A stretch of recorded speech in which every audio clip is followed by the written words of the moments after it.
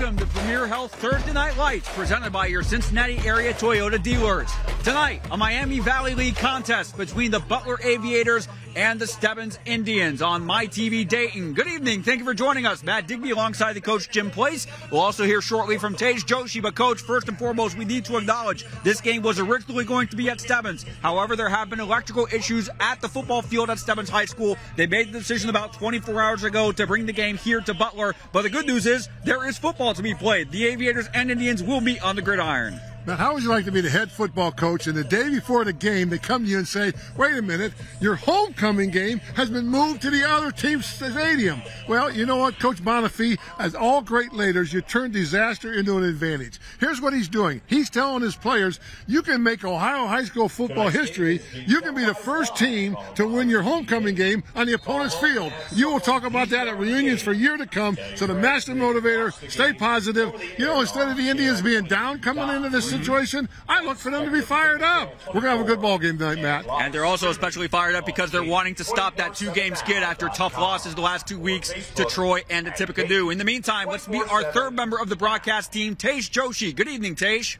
Good evening, guys, and as you just mentioned, Stebbins might be the de facto away team tonight, but they certainly aren't warming up like it. They are warming up with lots of energy. Now, over on the Butler Aviator side, I was just chatting with their head coach in warm-ups. He's to keep an eye on number 15 in the run game. They are putting an importance on establishing the run early tonight, and a big reason they might be doing that is it is pretty windy outside. I can imagine both teams might be playing some more run game. And for a full look at how windy it is and the whole forecast for the evening, we're going to check in with Chief Meteorologist Natalie Walters. Well, finally, football weather for Thursday Night Lights is going to be a great evening, quiet evening for some football as Stebbins takes on Butler. We are going to see a little bit of a breeze across the area this evening, so we'll notice that. But otherwise, temperatures going to be on the cooler side, lower 60s around kickoff, and then we drop into the 50s once the sun sets. So maybe needing a light sweater, a jacket, or even a blanket if you're heading out to the game this evening. So the countdown continues to Butler and Stebbins. Coming up next, the coin toss and the opening kickoff. You're watching Premier Health Thursday Night Lights, presented by your Cincinnati area Toyota dealers. Drop up to again. He called tails, correct? It is ahead.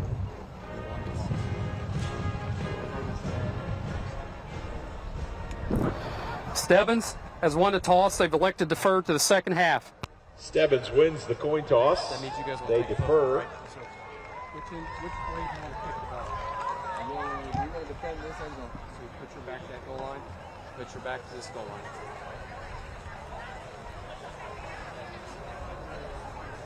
Stebbins has won the toss. Vandalia will receive the ball away from the score clock. Guys, bring it in real quick. Head coach is Sydney. So welcome back to Memorial Field in Vandalia, Ohio. This is week number 6 of Thursday Night Lights. Matt Digby, Jim Plates, Tej Joshi. Glad you could join us on MyTV Dayton, also streaming live online at Dayton247now.com and on our Dayton 24/7 Now Facebook page. As you just saw, Stebbins won the toss, elected to the first, so Butler will have the ball going right to left across your screen. That means geographically the Aviators will be going north and Stebbins will be going south for this first quarter. No issue in terms of the sun. We had that issue for the first quarter last week, Coach, at Dixie, where one team was going straight into the sun, but not the case tonight. No, you know, when you build your stadiums, you don't want to build them in that direction so that the sun is shining onto the field. Now, it makes it hard on the visiting team, which gets the sun in their face.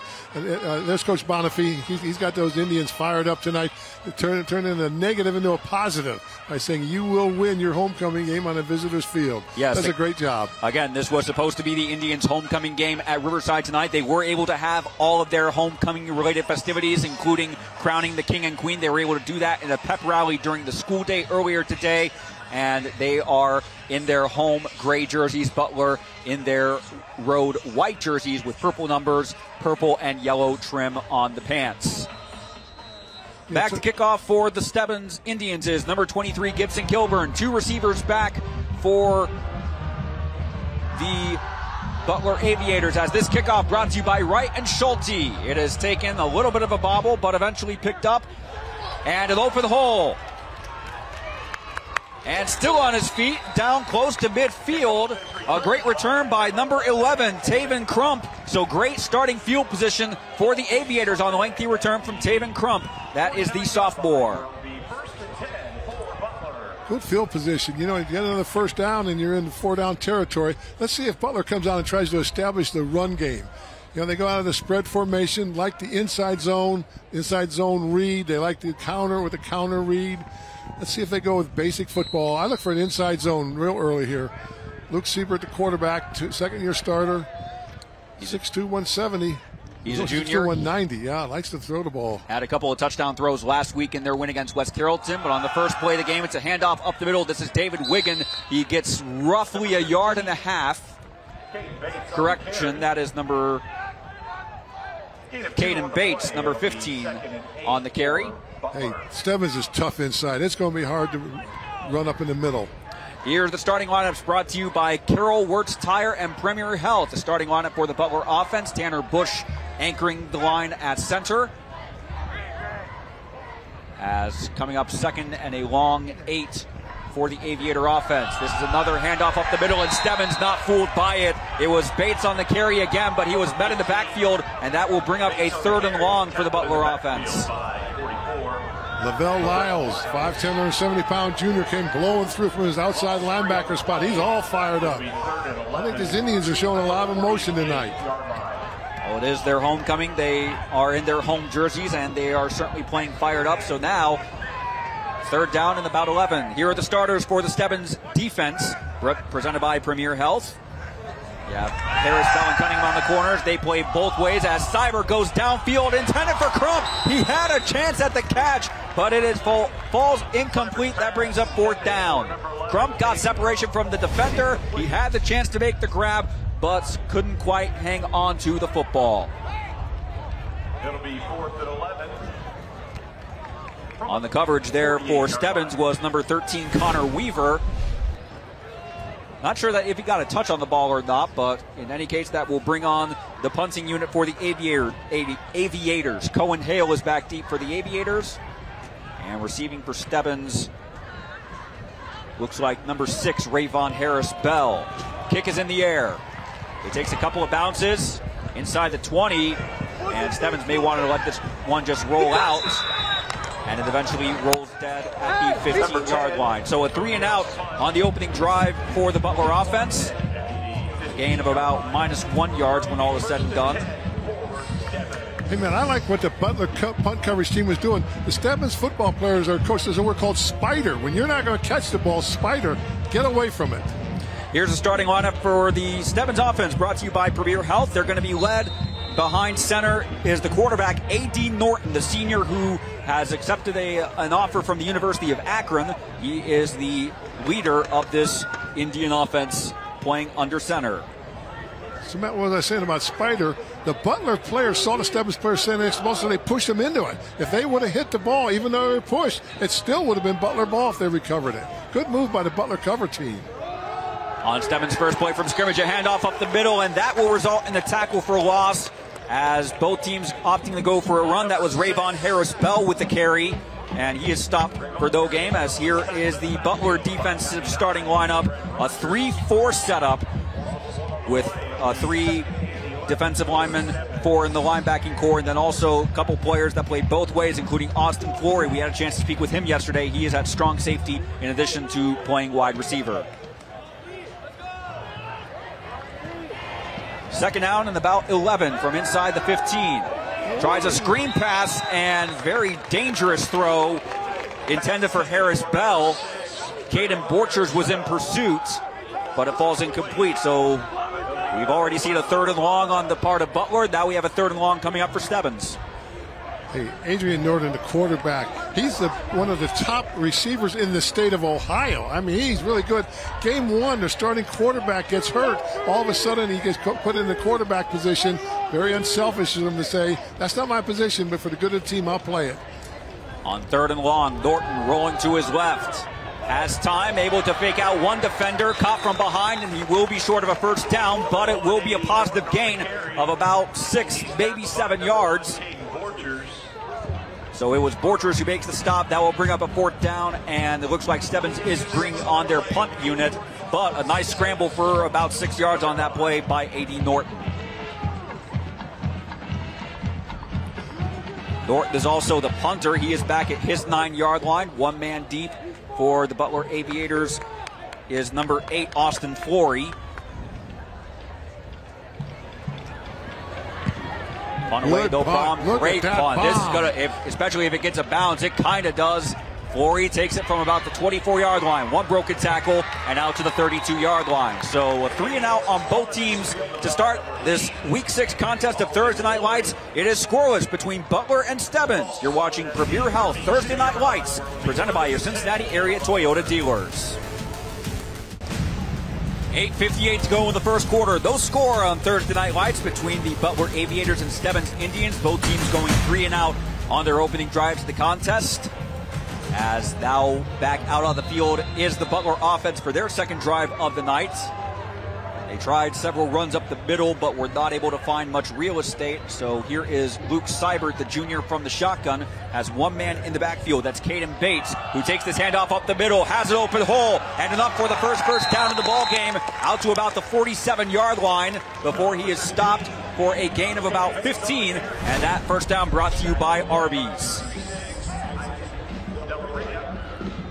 Stebbins is tough to run against up the middle. Now, Jake Wheelock, watch for him all night long, number 59. He is a big-timer. He's a junior. He's been offered by Akron and Toledo, and the Buckeyes are hanging around. I'm going to talk about that more later. But Jake's out right now because he plays both ways. They'll give him a little rest. On first down, a pass complete to Taven Crump. One broken tackle, and for the first time tonight, we have a team go past the 50. A gain of about 6 yards, maybe 7. It will bring up second and short. Again, that first down on the run by Bates brought to you by Arby's. Ball spotted just past the Stebbins 46-yard line. So first completion of the night for Luke Seibert. Now a handoff up the middle. This is Bates again, and that's good for another first down near the 40-yard line. So Butler, 3 plays on this drive, and already a lot more successful compared to the last drive. The first down brought to you by Arby's. Now, Matt, I mentioned Jake Wheelock, the big 6'4", 270 junior with the college offers. He sat out those first 3 plays. They just brought him back in. I don't look for Butler to run up the middle again. Watch this guy. He's dominating. The other tackle, Thaxton, is not bad, a 260-pound junior also. They're tough in the middle when they're both in there. Seibert, another handoff to Bates up the middle, and this time the Stebbins defense ready for them to make the stop. Not before a gain of about 2. There's Wheelock. You know, offers by Toledo and Akron. They brought him back in. Going to be tough. Look at him. Look at him use his hands. He's quick. He was 305. He got down to 270. He's being kept warm by the Buckeyes. A little bit later, I'm going to explain to you what it means in the recruiting process to be kept warm. This guy's on everybody's list. He's a junior. Watch for him to ascend up the recruiting ranks as the season goes on, and watch for him to control the middle of the line there. On second down from inside the 40, a low pass still caught by Crump, and that will bring up third and about 4, maybe 3.5. Great adjustment by Crump because the throw was a little low on Seibert's part, but it is good for a completion, and the drive continues as the clock continues at 6, just under 7 minutes to go in the first quarter. Yeah, I saw DeMarcus Oliver, number 7, come up and just sort of give a forearm. You know, all the rules are different now. Players are so conscious of keeping their head out, which is good, but also sometimes it doesn't result in the best tackling you've ever seen. But it's the new rules, and it's an all first foul ball at safety. Stebbins is bringing heat. On third down, now a handoff up the middle to number 15. That's Caden Bates, and no gain, if any. So that's going to bring up fourth down, and they're about the 34-yard line. So if they were to try it, they're looking at about a 51, 52-yard field goal. Hey, Wheelock, as good as advertised. Watch him in the middle, 59. He uses his hands.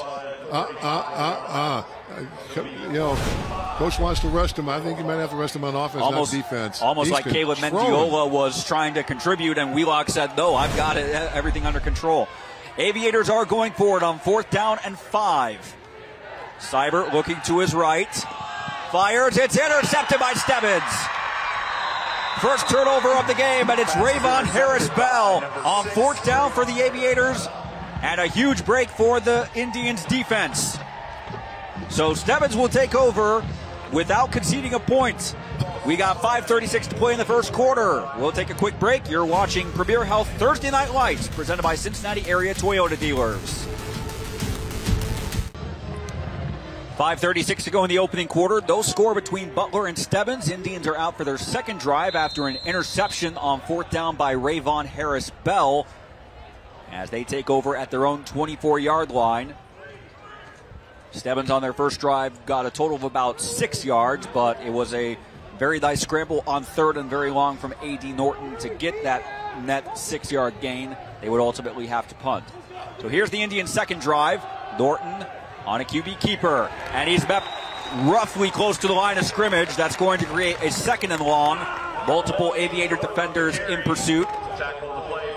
Now, Rayvon Harris-Bell is usually a wide receiver. Now, they have 2 wide receivers hurt, and I think by moving Bell into the backfield, Harris-Bell, they've sent a message saying, we're not going to throw the ball. We got too many wide receivers hurt. We are playmaker. Let's put him at tailback. Also, they're playing a tight end and an H-back and just 2 wide receivers.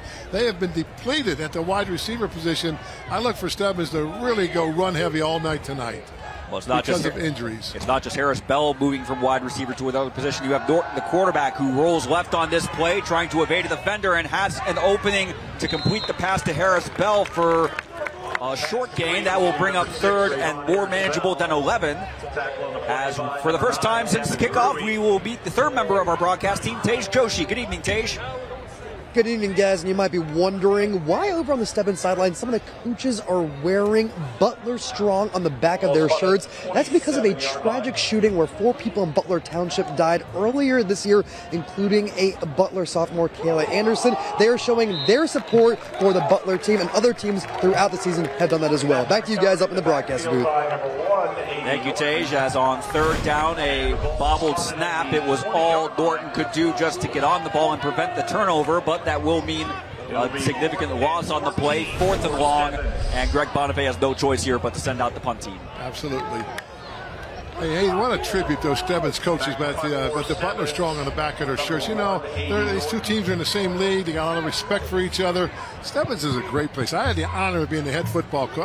Honor of the head football coach at Stebbins. A lot of military families in Mad River Township. Great people. Absolutely love my time there. Another bomb. David Crump, he is letting the ball roll back. He will take it just inside the 15 and will be taken down around the 11-yard line. 2 great punts from A.D. Norton. He is the jack of all trades for the Stebbins Indians. Quarterback, wide receiver, and a top-notch punter as well. He's one of the premier players in the area. You know, Matt, we have an event every summer called the Miami Valley Football Coaches Social Justice 7-on-7. We have 40 teams this past year.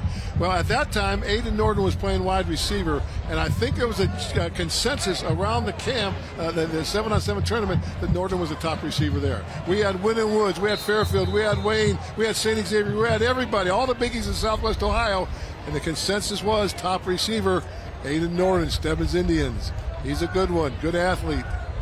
On Butler's third drive, a handoff up the middle, and it will result in a gain of several yards for Sam Mitchell, who is used as a wide receiver tight end on the roster, we were told. And from this play, he was able to find a hole of several yards up the middle from the backfield. So it will bring up second and short, still in the 17-yard line, still in that little bit of danger area. You do want to be extra careful when you're pinned, in Butler's case, not right up against your goal line, but not far from it either. Another handoff up the middle, and this is good for a first down. That was Austin Flory with the carry. And that is the RB's first down, third of the game for the Aviator offense. It is noticeable when Wilcock's not in there. He's not in there right now, and they got some good players in there, but nothing like Wilcock.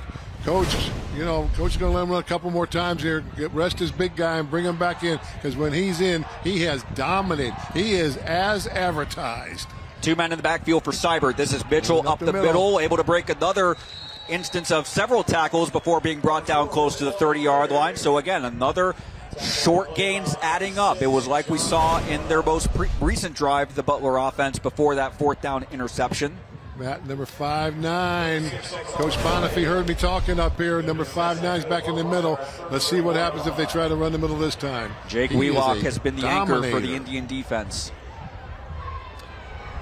On 2nd down and 3, as we're under 2.5 to play in the first quarter. Seibert looking left, intended for, and it is caught by Braylon Crump. Yes, it is a completion for a first down past midfield, and that puts the Aviators at the Stebbins 49-yard line. Another first down brought to you by Arby's. Hey, this Taven Crump, he's a ball player. 5'10", 145 sophomore. Seems like he's the guy that the coach wants to go to. I think Luke Siebert has a lot of confidence in Crump. That was actually Braylon on the reception, 17, but he is also a sophomore. My bad. On first down, handoff up the middle. This is Mitchell, good for several more yards. And that's what we saw more in the second drive for Butler. They were starting to get a little bit more comfortable. They got themselves into a position. There were very few winnable solutions when they went for it on fourth down, where they were at about the 35, 36-yard line. But now they are coming up with a 2nd down and 8 inside 100 seconds to go in this first quarter. Wilcox back in, made the tackle. He is dominating. Seibert has like a broken record, but he is tough. Oh my goodness! Oh my Seibert goodness! with a handoff to Flory, and he's met in the backfield, and there he is, number 59, Jake Wheelock, with a tackle for loss. That's going to bring up 3rd and long. Send this tape to the Ohio State Buckeyes. Send this to Columbus. You know, he's being kept warm. I'm going to explain what that means a little bit later. You know, basically, here's what. Get a replay on this. Watch how quick he is. 270. He's down from 305. Get a replay on him. Oh, just flew in there. He is quick. About a nanosecond after Flory received the ball from Seibert on the handoff. So 3rd down and 9 from the 48-yard line. Second time 4 receivers to this the evening. right. The Aviators have gone past midfield, but Seibert rolling right. His pass complete, and that is enough for a first down. That's Alan Mapson on the reception just past the 40, and that's good enough for a first down presented by Arby's. Hey, Seibert's putting that ball right on the money. Good quarterback. 6'2", big, strong, 190-pounder. He's putting that ball right on the money. Good night by Seibert. Seibert has grown comfortable, he said, more and more as the weeks have gone on, especially you mentioned this is his second week, his second year as starting quarterback. As we have an official stoppage of play with 42 seconds to go. Again, this Butler's 3rd drive of the evening. Their first was a 3-and-out. Second one went several yards. As in the meantime, you can follow us on Twitter at Dayton247now.com. If you have any pictures of tonight's game or want to join in on the discussion online, follow us on Twitter at Dayton247now and use the hashtag Thursday Night Lights. Glad you could join us on this Thursday evening, a very cool fall football weather Thursday evening. We haven't had one of those in a while. We have been spoiled with hot weather the last couple of days, the last couple of weeks, if we're being completely honest. But 1st and 10 coming up for Butler from the Stebbins 39-yard line. Seibert, handoff to Bates. Couple of broken tackles as he's inside the 30, and that may be good for another first down. Yes, they will move the chains for another first down presented by Arby's. That play's called outside zone. So in other words, the running back's aiming point is the offensive tackle. Inside zone, it's the guard. Outside zone, he's allowed to run anywhere he wants. The offensive lineman, all they do is take the man where he wants to go. Outside zone. Probably one of the inside zone, outside zone, most popular plays in football today in many cases. We are inside 20 seconds to go in the first quarter. The difference between shot clock or play clock and the game clock, Butler will take at least one more snap in this first quarter. But on first down from inside the 30, a screen pass out to Taven Crump. One broken tackle, and he's close to the 21-yard line. And that's how the first quarter will end. Butler on a very emphatic, methodical drive, and they will have 2nd and short coming up after this quick break. We are scoreless through one quarter of Thursday Night Lights. Butler and Stebbins. This is Premier Health Thursday Night Lights, presented by your Cincinnati area Toyota dealers.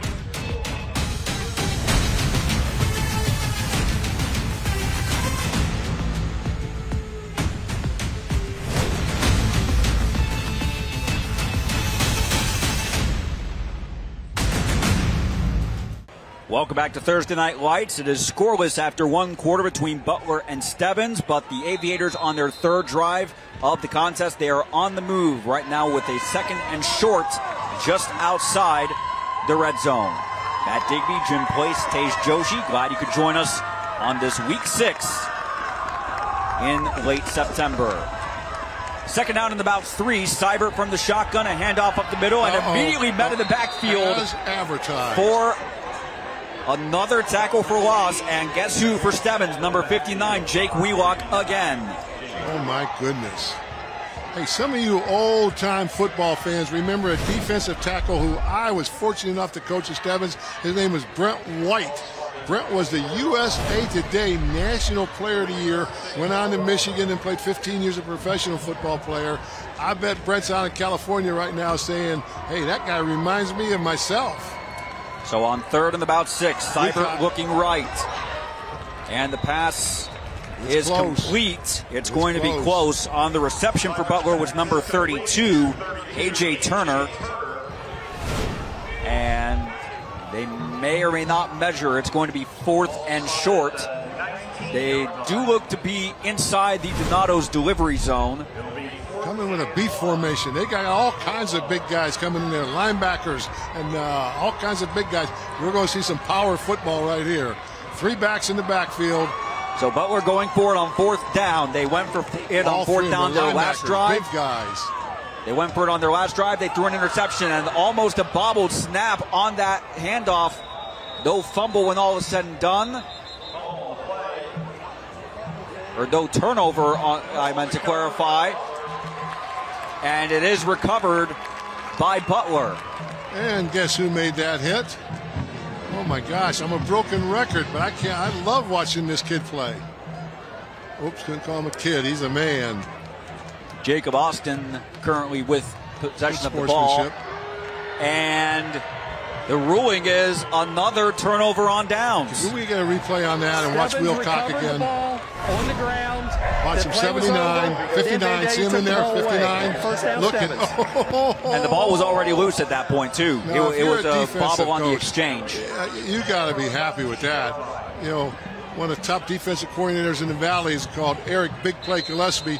He got his nickname when he was a Stebbins Indian. I know that he's watching this going, I love it. Defense, Stebbins Indians. Brent White, Bubba Thomas, Big Play Gillespie, Dale Verrett, Denny Faulkner. They've had some good ones there out on Harshman Road. So first down, so proud to have coached those guys. Stebbins ready to begin their 3rd drive. Butler going for it twice on 4th down, but unable to capitalize now. As this is Norton, evades 1 tackler in the backfield and is able to manage a short gain out of this, out to about the 23, 24-yard line. As you saw him under pressure from the word go, he's able to get a small gain before taken down by Austin Flory.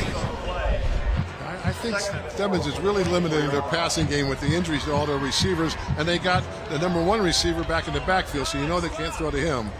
I look for him to continue pounding the rock.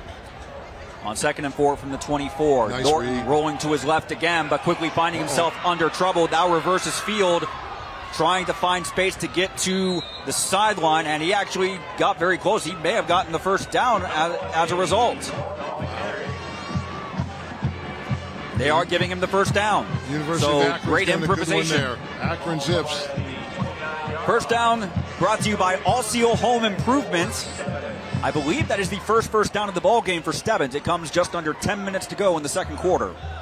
There's those shirts we told you about. Nice spirit, Stebbins. Stebbins came out an Army flag, a U.S., of course, the U.S. flag, Air Force flag. Very patriotic people in Mad River Township, as is everyone in the Miami Valley, appreciates what Wright-Patterson Air Force Base brings to this town. Handoff up the middle to Harris Bell, and he is met in the backfield by Caden Borchers. We had a chance to speak with him yesterday. He was quietly confident about the Aviators' chances entering tonight, and that was a top-notch play by a senior. Hey, he's a character, Aiden Borchers. He has a haircut he calls the Frohawk. Underneath that helmet, he's got all kinds of perm hair. He calls it the Frohawk. He's quite a character. Good football player, both ways. They say he's a special teams demon. Special teams demon. On 2nd and long, Norton had a small hole on the left side. Now he's rolling to his right in pursuit. Past the 30, 35, 40, and taken down eventually close to the 45-yard line. Enough for an Indians first down. But we do have a penalty flag, our first of the night.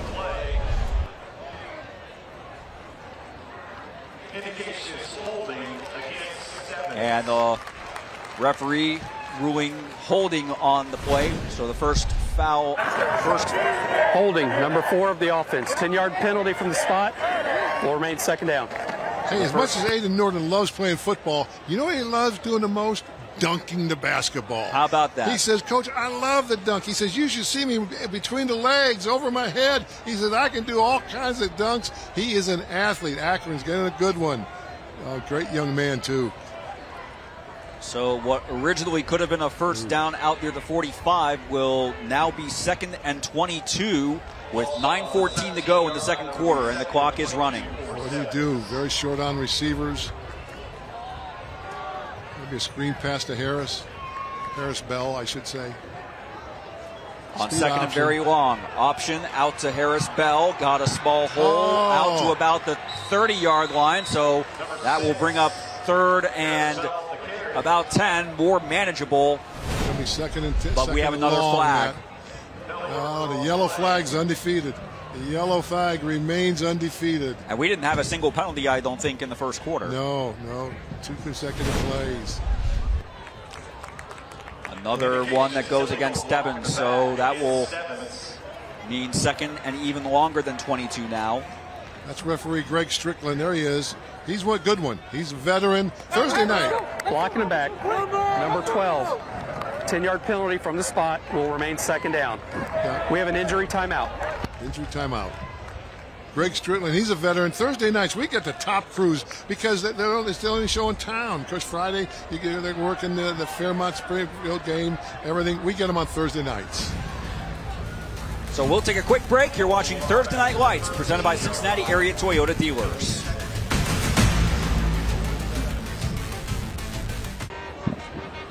$8:55 to go until halftime. No score between the Aviators and the Indians on Thursday Night Lights.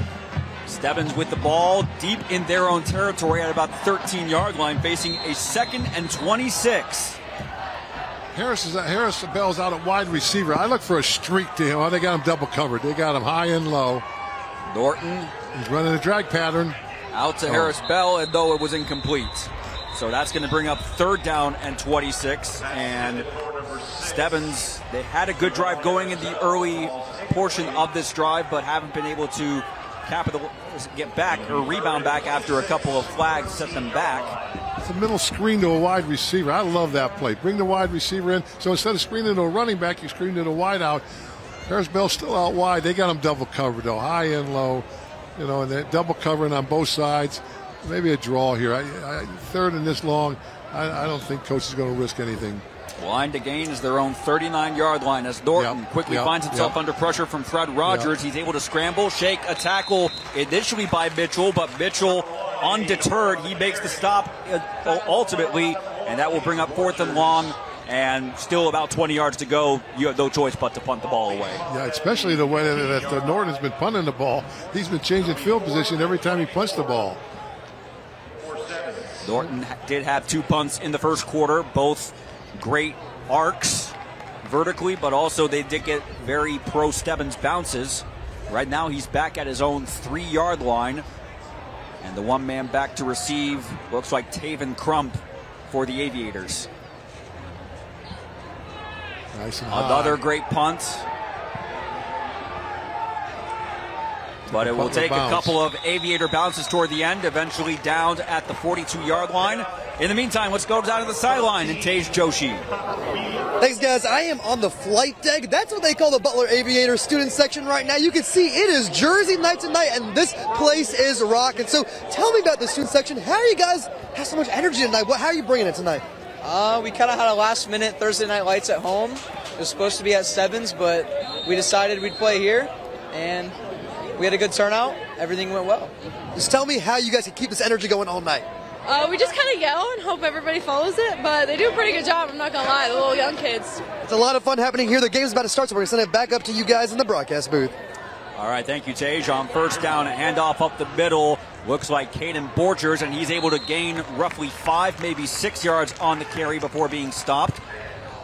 Actually, that's Austin Flory, on the carry. But Butler gives you a lot of different looks. They're in the gun sometimes. They're underneath center sometimes. 2 backs, 1 backs. They give you a lot of looks.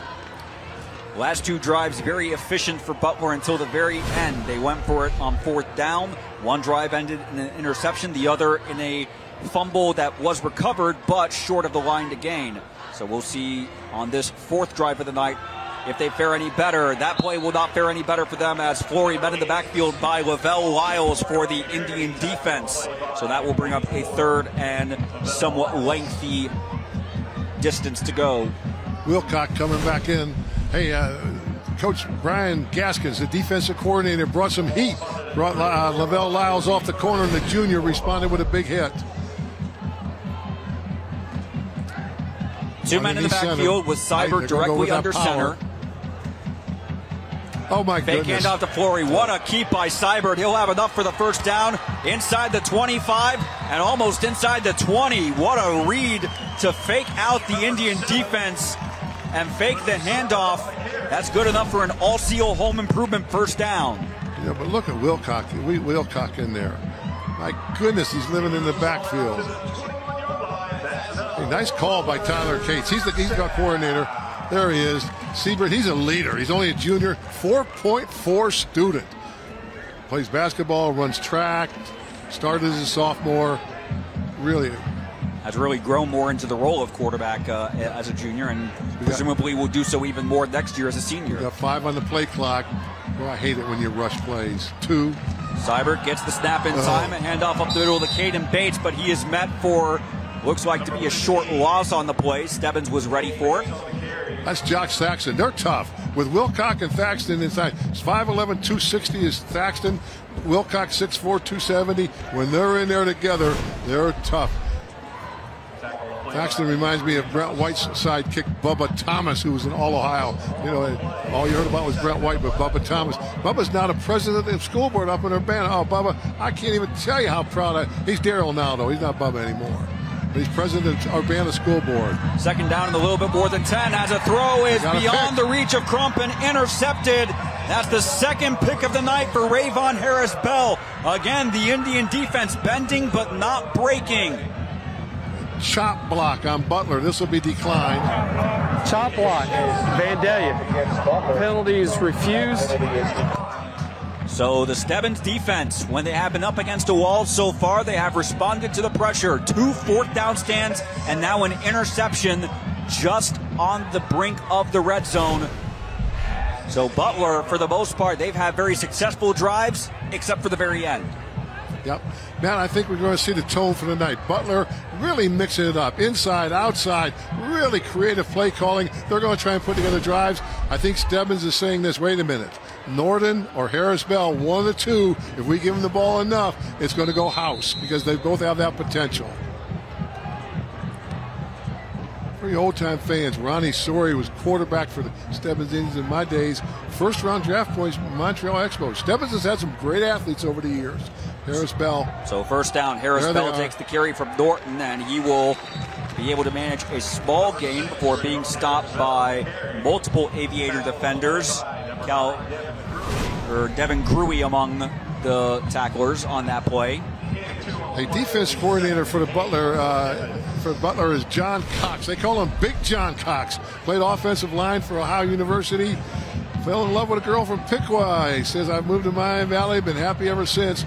Big John Cox, he's got him in the right place at the right time. Really one of the top DCs in the area. Big John Cox. We're glad that young lady from Piqua lured him to town. 2nd down and 9. Stebbins at their own 17-yard line as here's Norton looking left.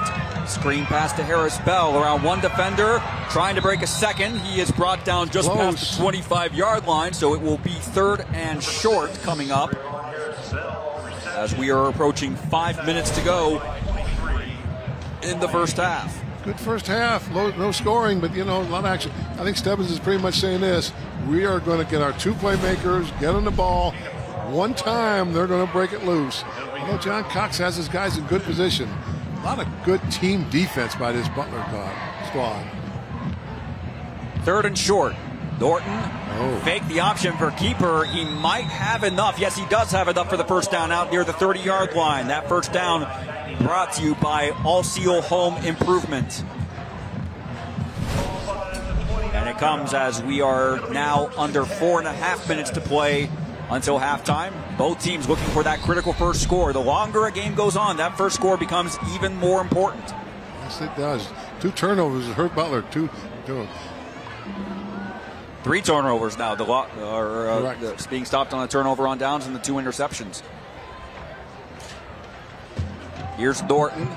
Decides to keep it the last second, evading Fred Rogers. Now trying to get to the quarter and gains maybe 2 or 3 yards before being forced out of bounds. You know, you and I talked to the Butler players yesterday. We talked to Coach Cates. We talked to some of the Butler assistant coaches, and they all said, Coach, execution and consistency. In the Sydney game, which we lost, we got down into the red zone 3 times and didn't execute.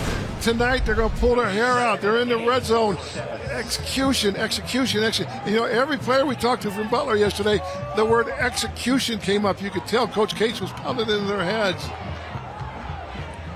Especially after how well they performed last week in their win against West Carrollton to stop that 2-game skid. On second down, Norton able to evade Rogers again for a keeper past the 35, and he will be about 2 yards short of the first down line to gain. So Stebbins now looking to drive, eat up some clock, and potentially open the scoring here right on the brink of halftime. Yeah, I see number 18, Nate Trash, T-R-A-S-H.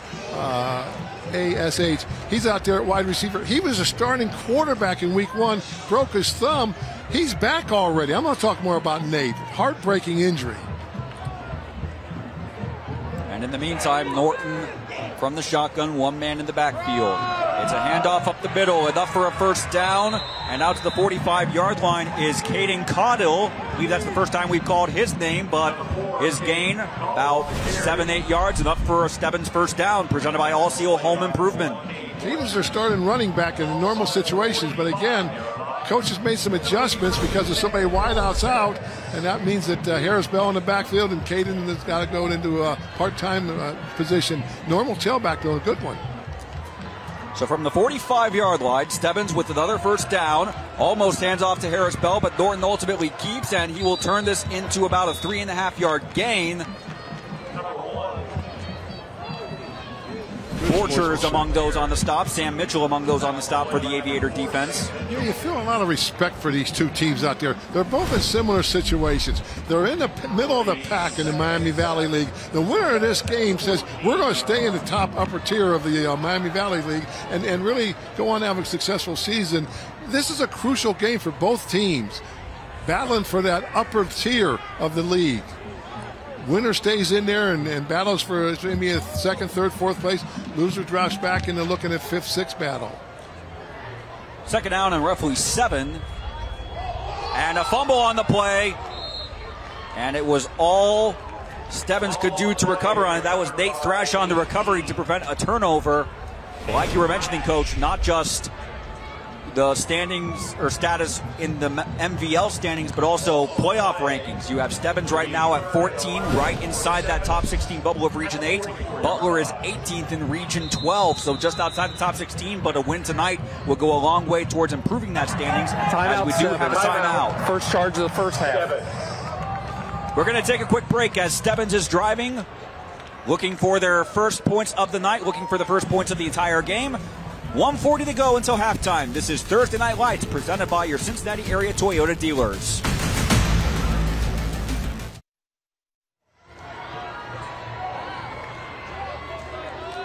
"100 seconds separate us from now and halftime.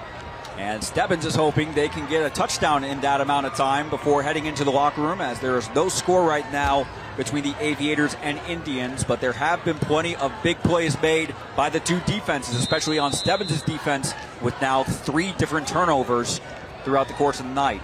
Harris Bell at wideout. Look for a streak here. Timeout Butler. And now Butler will call a timeout. Hey, how about Nate Trash, number 18 for the Stebbins Indians? He started the season as their starting quarterback. He's got one of the best receivers in the state in Adrian Norton. He says, I'm going to throw the ball against Aiken. He breaks his thumb. They tell him he's out for the season. He says, He said, I'm coming back. He can't throw the ball yet, but he's playing wide out. He says, Coach Place, I'm going to play quarterback before the season's over. You watch. A dedicated young man, number 18. Hey, Well, we welcome those of you watching us on our Facebook page. If you have any pictures of tonight's game or want to join in on the discussion online, follow us on Facebook at Dayton247now. Be sure to use the hashtag Thursday Night Lights. And then you see the Stebbins cheering section. They're packed over there. Stebbins has traveled. This is their homecoming. They said, we don't care if it's in another stadium. We're coming to our homecoming. They are packed. The homestand, the visit side is packed with people. There's from top to bottom, the Stebbins student bodies there. Good job, Indians. Matt Digby, Jim Place, Tej Joshi, and our crew with 1:40 to go until halftime. Here's Norton rolling to his left, trying to buy time, puts up a downfield throw, and it is beyond the reach.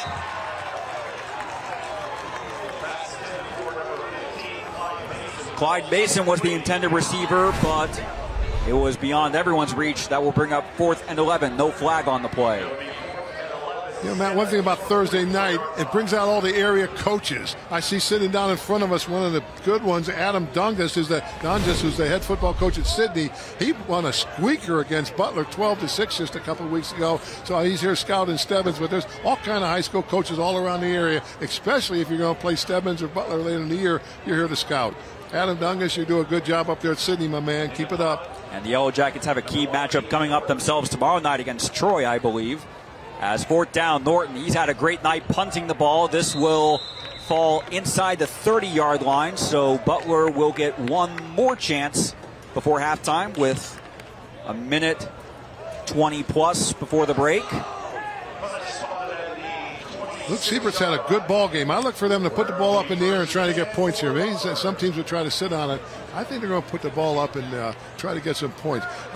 Seibert has been very effective with the ball, with the exception of those 2 turnovers on the interceptions, both picked off by Rayvon Harris-Bell. Yep. Hey, quarterback coach for Butler's Kevin Moeller. He played quarterback here at Butler. He loves the Butler Aviators. If you ask him what was the score in 1989 of the Butler-Troy game, he could tell you. He loves Butler football. Kevin Moeller, good young coach here in the area, loves Vandalia Butler football. On first down, Seibert throw intended for Allen Mapson, but it is over the head of Mapson, incomplete for 2nd down. Coming up at halftime, Tej Joshi will be speaking with several special guests. This Thursday Night Lights halftime show presented by Wright and Schulte, interviews with school administrators, and we'll also present the Jeff Schmidt Auto Group Scholar Athletes of the Week. And a spoiler alert on Stebbins Scholar Athlete of the Week. She is also their homecoming queen for 2022. 2nd down for the Aviators. Another throw outright intended for Borchers. Again, over the head of Borchers. Just like the first down pass was over the head of Mapson. So already a 3rd and long setup upcoming for the Aviators. Hey, this Caden Borchers, he's one of the top receivers in the area. He's a real character. He says, Coach, my dad played high school football. We love talking high school football. But I tell him, I'm better, Dad. I was better than you. His dad's name is Danny. They have a lot of fun talking football. Got 4 wide. Seibert alone in the backfield, rolling to his right. Quickly finds himself under pressure, but his pass complete by Mapson out near the 50-yard line. So a clutch 3rd down throw from Luke Seibert to Allen Mapson on 3rd and long gives Butler a new set of downs out near midfield. Hey, Seibert is a playmaker. He makes things. I didn't think there was anything there. He found it. That first down brought to you by All Seal Home Improvement, as Butler does have 2 timeouts, just over a minute to go in the first half. With time in the pocket. Plenty of time. Hit as he throws, and that pass nearly intercepted again. That would have been the 3rd pick of the night. Was that Harris-Bell again? No, that was Lavelle Lyles on the coverage. Lyles is all. He's making a name. Hey, can we get a replay? Here comes Wilcock again. Here he is, 59. He waited and waited, yeah. Seibert did.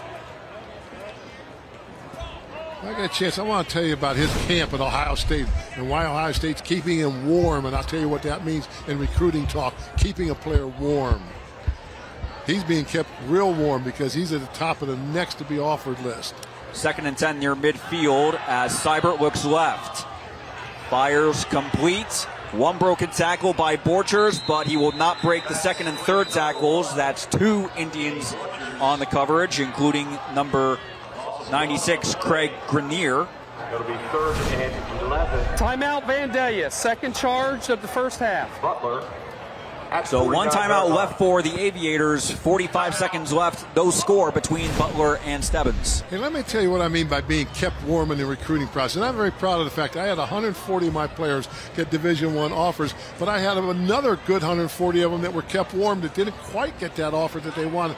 Here's what it means. Big Jake Wheelock, he went to the Ohio State camp and he was outstanding. They had all these national players from all over the country that they've offered scholarships to, and these big-time names. And well, Jake isn't quite known like that yet. Well, he outperformed them all at the Ohio State camp.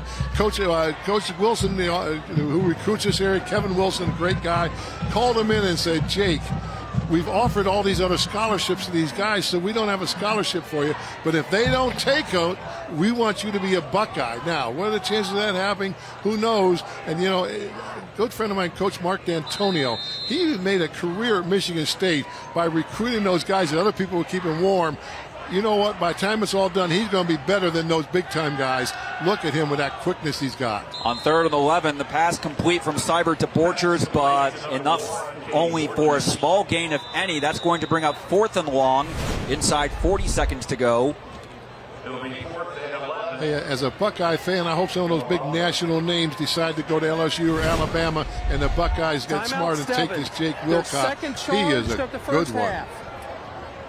So coming up in just a few hours on Fox 45, check out the latest news. And tonight after Premier Health Thursday Night Lights, be sure to check out Dayton 24/7 Now with Adam Arrow, Megan O'Rourke, and Chief Meteorologist Natalie Walter. That's coming up on Fox 45 at 10. Actually, that is at the conclusion tonight of the Boston Red Sox New York Yankees game. And then they'll also see you, all three of them, Adam, Megan, and Natalie, on ABC 22 at 11 as well. Hey, Coach Cates, the head coach at Butler, he played football at Arcanum, played for Coach Schoenemeyer up there. A lot of Coach Schoenemeyer guys out there coaching now. At age 25, he was the head coach at Twin Valley South, earned Coach of the Year there, went on, became the head coach at Covington, kept moving up the ladder, and now he's the head football coach. This is his 2nd year at Butler. 2 times he's been Coach of the Year. Social studies teacher at the high school, well respected in the area. Coach Tyler Cates, players love him. Cohen Hale on the pump for Butler. Rayvon Harris-Bell back to receive for Stebbins. Just over 30 seconds to go until halftime. The kick does have a lot of height, but will go out of bounds near the Stebbins 25-yard line. No, more like the 32. It did go out of bounds before it landed. So only about 20-some seconds to go in the first half. Stebbins does have 1 timeout. Do you go for it all, try to get in at least in field goal range, Coach, or do you just take a knee at this point? No, I think just, maybe Coach Bonifay run a sprint out to the wide side of the field here, tell Adrian to protect the ball, but I don't think you throw it. Well, that shows how much I know. Well, here's Norton from the pocket. He's going to throw toward the sideline, and it is complete. It is caught. Yes, it is caught. The adjustment made by number 20, Andre McConnell, gives the Indians an all-seal home improvement first down inside the 45-yard line. And Norton quickly takes a snap, or takes a spike, excuse me. That stops the clock with 12 seconds to go until the break. So now you have time for 1, maybe 2 more plays, and at the very least to try a field goal. I asked Adrian, what's your favorite? He says 6 deep.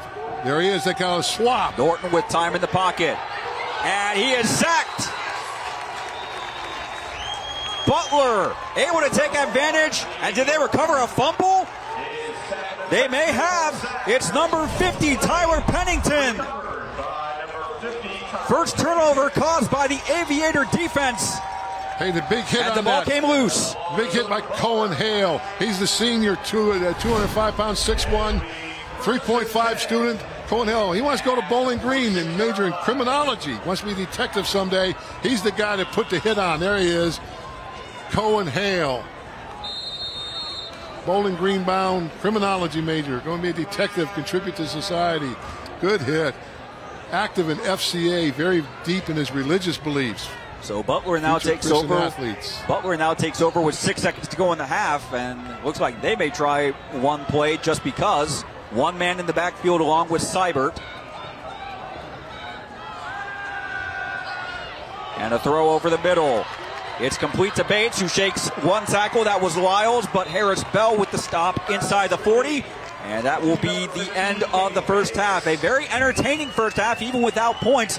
But the both defenses stepping up, especially Stebbins. They had several turnovers caused. And then just now, Stebbins on a drive. They got past midfield. And Butler makes the key turnover to force the end of an Indians drive. We said they were evenly matched, Matt, and we're getting that. Good ball game. Let's go down to Tage, who is with the Stebbins head coach, Greg Bonifay. Tage? Coach, it's a 0-0 half, both effort on both sides of the ball. What can you guys do in the second half to get on the board and score some points? You know, we got to execute. We've got some things to go in and fix and come out and execute, and I think we'll be all right. But now, on the defensive side of the ball, you guys are stopping them. What can you point out as a really good thing you guys are doing? Defensively, we're flying around and making plays, you know, and that's all we can ask for them and out of the kids. And, you know, like I said, we just got to go in, make a few adjustments, and I think you'll see a different team second half. Coach, I'll let you get back to your guys in the locker room, and the band's about to start, so we're going to set back up to you guys in the broadcast booth. Thank you. Thank you, Tage. A very entertaining first half. We'll take a quick break before the start of a halftime show. You're watching Thursday Night Lights, presented by Cincinnati Area Toyota Dealers. Halftime is sponsored by Wright and Schulte. It is 0-0 at halftime. We are now joined by the Mad River Schools superintendent, of course. Mad River oversees Stebbins High School. We're joined by you at halftime here. Let's talk about a couple of things here. You have a lot of fans, a lot of students who made a 20-minute trip over here. Tell me why that's a big deal for you guys. Oh, that's a huge deal. Tonight's actually our homecoming. And unfortunately, we had some power issues at our stadium. So our fans, they always travel well. They came out to watch a great game tonight. And I'm really proud of our community to come out and support our Indians. Let's talk about that school spirit. Like you said, it brought a lot of the kids out here, a lot of the families out here, but also let's talk about the whole week of school you guys had. How did that school spirit manifest itself? Oh, gosh. Homecoming is a huge week in Mad River. Stebbins High School had themes for every single day. We had a great parade last night at the high school, a bonfire. Today we had an amazing pep rally where we crowned our king and queen and introduced our court. And then, of course, tonight we have the football game. Saturday we have the dance. So it's just been an amazing week in Mad River local schools. Like you said, an amazing week. One thing I do want to focus on is the football team and all the other fall sports. A lot of the people watching right now and familiar with Mad River Schools probably know about the football team. Any highlights of any other school sports you want to make sure people know about? Yeah, you know, to be honest, we just have great kids, and that's what I'm most proud of. Besides records and everything else, we have student athletes that come out, they work hard, they take a lot of pride in what they do, and at the end of the day, they have fun, and that's the most important thing. It's been great chatting with you. Thank you so much for taking the time. We're going to go to a quick commercial break. More interviews to come. The score is 0-0 at halftime as the Aviators are playing the Indians. We're now chatting with the Vandalia Butler superintendent, Robert O'Leary. A pleasure to be chatting with you. First thing we got to say, thank you to you and your school for hosting this game tonight. What went into that? Well, actually, it was supposed to be a home game for Stebbins tonight, but they had the power issues that they were dealing with. So some arrangements were made last night for us to host, and, you know, we're always happy to host our fans and visiting fans and get people into the community and get to the restaurants and watch some high school football. Like you said, you always enjoy having some people watching some high school football. You guys have a beautiful stadium here. You've got a lot of fans here tonight. Let's talk about that. Getting everyone out on a Thursday night, I mean, is that a big deal for this community? It is. Obviously, at football Fridays, right? But so to do something on a Thursday is a little bit different. To be able to play on television, there's not a lot of kids that go on to the next level and play at the college level in our, you know, televised games. So to be able to play a football game on TV, something that they can go back and watch and family members out of town can watch. So yeah, it's a big deal. It brings a different layer of excitement to the football season. So we're happy to do these games. We love it. I've been seeing a lot of energy from the student section tonight. They had jersey night tonight. They even sang, Superintendent, here a happy birthday during the game. Your reaction to that? Well, it was a surprise. I always try to go under the radar with my birthday. So I kind of knew something was up when I came in, and one of the teachers said happy birthday to me. So Jordan was calling me over, our athletic director was calling me over to the side, and the students sang happy birthday, which kind of made my face a little bit red, but I love our students. They're great. We do so much for them, and they appreciate so much, and our students in our cheer section, they bring such an energy to these games, and it's fun.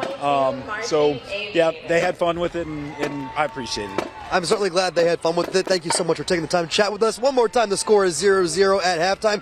Earlier today, I had the chance to chat with the Stebbins' new homecoming queen, and here is my interview with her. We have the pleasure of chatting with Stebbins High School homecoming queen, Diamond Baker, recently crowned the homecoming queen. That was earlier today. Tell me what exactly that means to you. It means that I'm just thankful for the community and family that I have at Stebbins High School that I've made, and I'm just thankful for all the votes and everything that they just done for me. I'm so thankful for them. Let's talk a little bit about what exactly happened today. You guys had a pep rally today where you did all your homecoming festivities. Unfortunately, there were some issues at the home stadium. I know, though, this team and the whole community powered through and came together. Talk to me about that spirit of unity coming together when there were some technical issues over at the stadium. It just shows how our community is strong and that nothing's going to stop us from having fun and just being together is all that matters. You, of course, won homecoming queen. You're really well known by your student body and the overall community. Tell everyone who's watching right now some of the ways you are involved in the Stebbins High School community. I play volleyball for Stebbins High School. Student body treasurer. I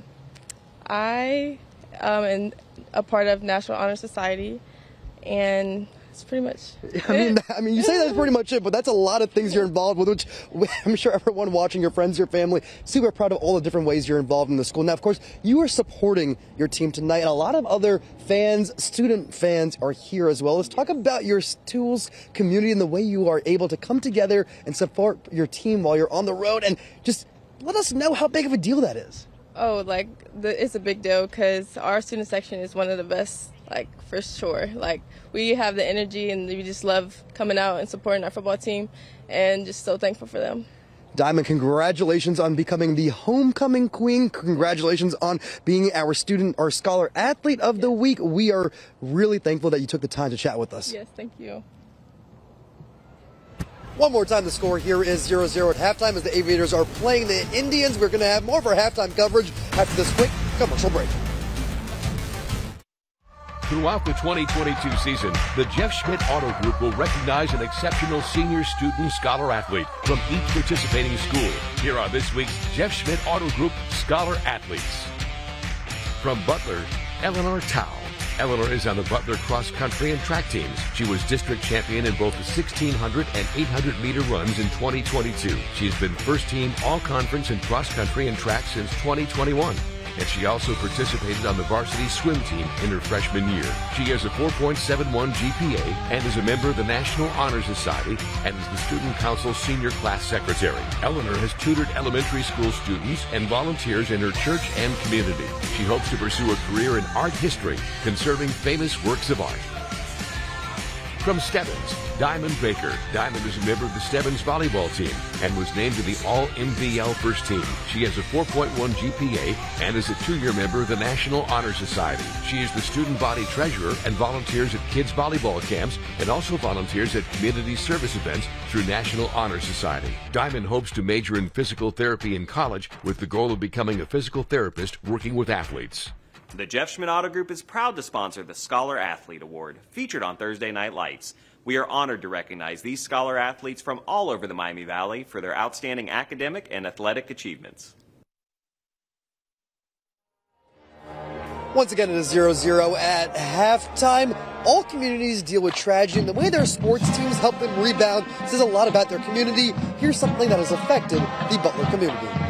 You've been watching the game closely tonight. One thing you notice on the Butler side, no one is wearing the number 41, and that's because that number is actually retired here. Back in 2008, one of the then star players of the team was Blake LaForce.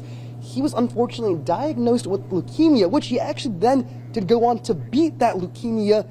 After, though, he beat it, he did get another infection that unfortunately led him to passing away. A tough thing for the whole community at the time. And I'm now joined by Buck Williamson, someone who actually coached him at the time. And I want to talk to you a little bit about what this young man meant to the community. I wasn't here at the time. Put it into your own words. What exactly was that like when the community lost him? Right. It was a tough time for the community. We rallied around Blake and kind of what he meant to our community, which was toughness and the ability to fight through adversity.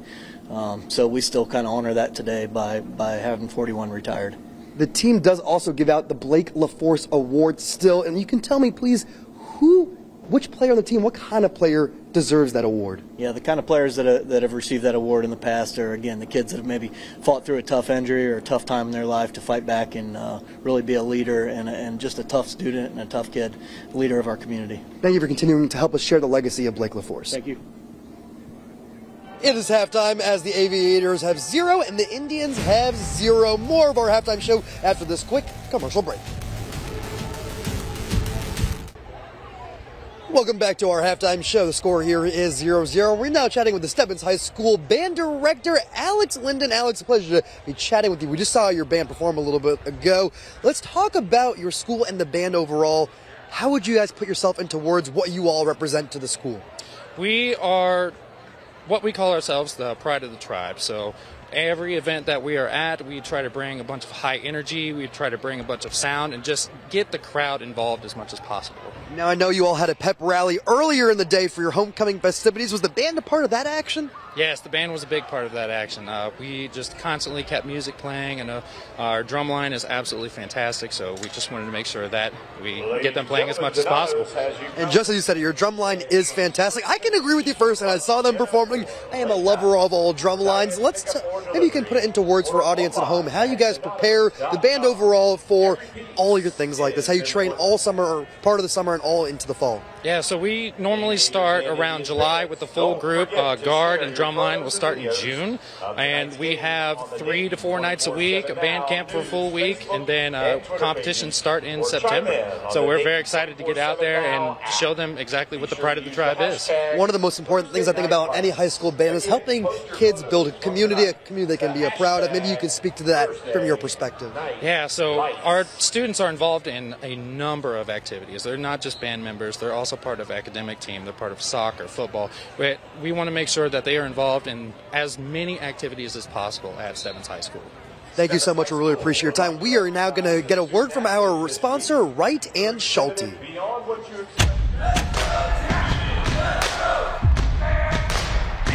I'm attorney Michael Wright. I'm proud to be a sponsor of Thursday Night Lights again this year. I'm happy to take part in such a great community event. It is an honor to support this sponsorship, bringing families, communities, and people together to celebrate the sportsmanship of all athletes. Let's all celebrate together, and remember, if you've been injured in an accident, make the right choice. Halftime has been sponsored by Wright and Schulte.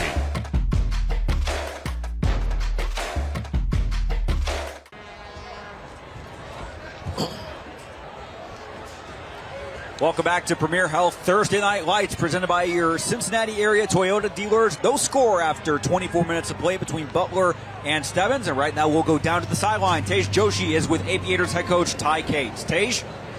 Coach, it's a tie game at halftime. How can you put up some points in the second half? What's the goal there? We just got to finish and execute. Move the ball all over them in the first half, and then we couldn't finish. We just got to finish our drives. Defense is playing great. We're playing well, but then we screw up just one play on a set of downs, and it puts us behind the sticks, and we've had a few costly turnovers. But proud of our kids' effort. We just need to finish drives. You already mentioned that your defense is playing great. Anyone you want to highlight or any position group you want to highlight that has really had a strong first half? I think we're doing a good job open field tackling and just hustling to the ball as a unit because Adrian's a great player, and we're going to have to continue to do that if we want to win this game in the second half. Coach, I'll let you get back to your team. Thank you so much for your time. All right, thank you very much. Back to you guys up in the broadcast booth.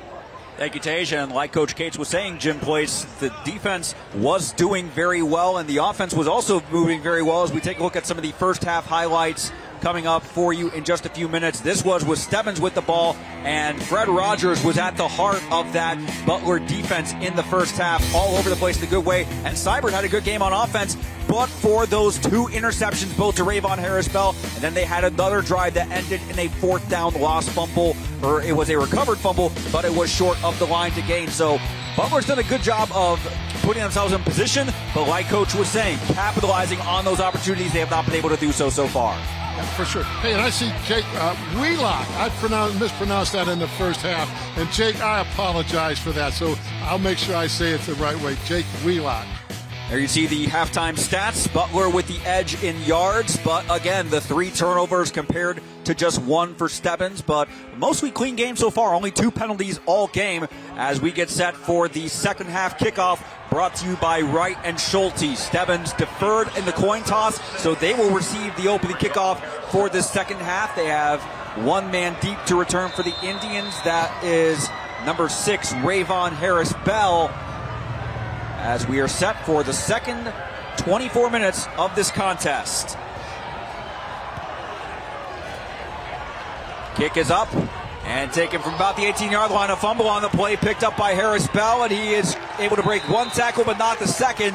And Stebbins will begin the second half at around their 15-yard line. It's been a game of field position the first half. Tough field position for Stebbins on that kickoff. I know that Butler's feeling pretty good about the field position. Hey, Matt, at halftime I walked around, I saw a lot of Decker jerseys on the Vandalia side. Of course, that's Taylor Decker, the starting offensive tackle, and one of the top-rated offensive tackles in professional football, played right here at Butler High School, Ohio State, Detroit Lions. He and Josh Betts have a summer camp, the Betts-Decker summer camp here at Butler High School. I'll tell you more about that when I get a chance. As Norton in the shotgun has Harris-Bell for company in the backfield on this opening play from scrimmage in the second half. Norton is a keeper up the middle, and he is stopped for no gain. Again, Fred Rogers, much like Jake Wheelock, it's been at the heart of the Stebbins defense. Fred Rogers has been equal to the task on the Butler side. Yeah, he's 6'2", 240 senior, all over the field, 90. Good front for Butler. Fred Rogers, Tyler Pennington, and Cohen Hale. Good, strong front for them up front. Yeah, Pennington and Hale combining for that fumble and recovery. That is the lone turnover so far for the Indians this evening. That stopped what was a promising looking Stebbins drive right at the end of the first half as they were trying to beat the clock before it was ultimately, and the drive ended in a lost fumble. On second down, Norton rolling right. Pass is incomplete, nearly broken up, or it was indeed broken up. Connor Weaver, the intended recipient of that pass, but it means a 3rd down and 9 from about the 17-yard line upcoming for Stebbins.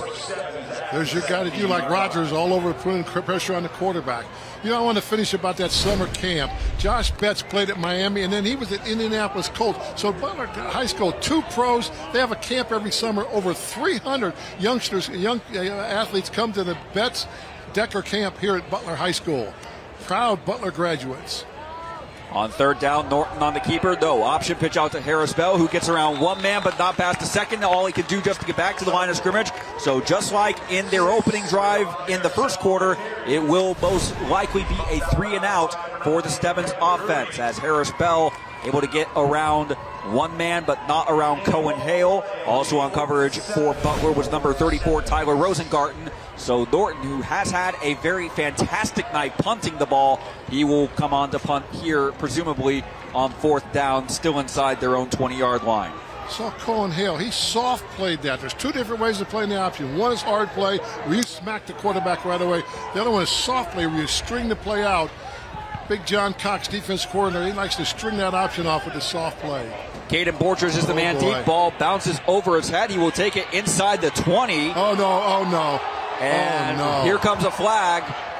Borchers eventually stopped near the 20, but we will see exactly where the ball will be spotted as a result of the flag. Hey, Seth Cooper sitting next to me, he's saying this is a possible ejection here. We got a second flag.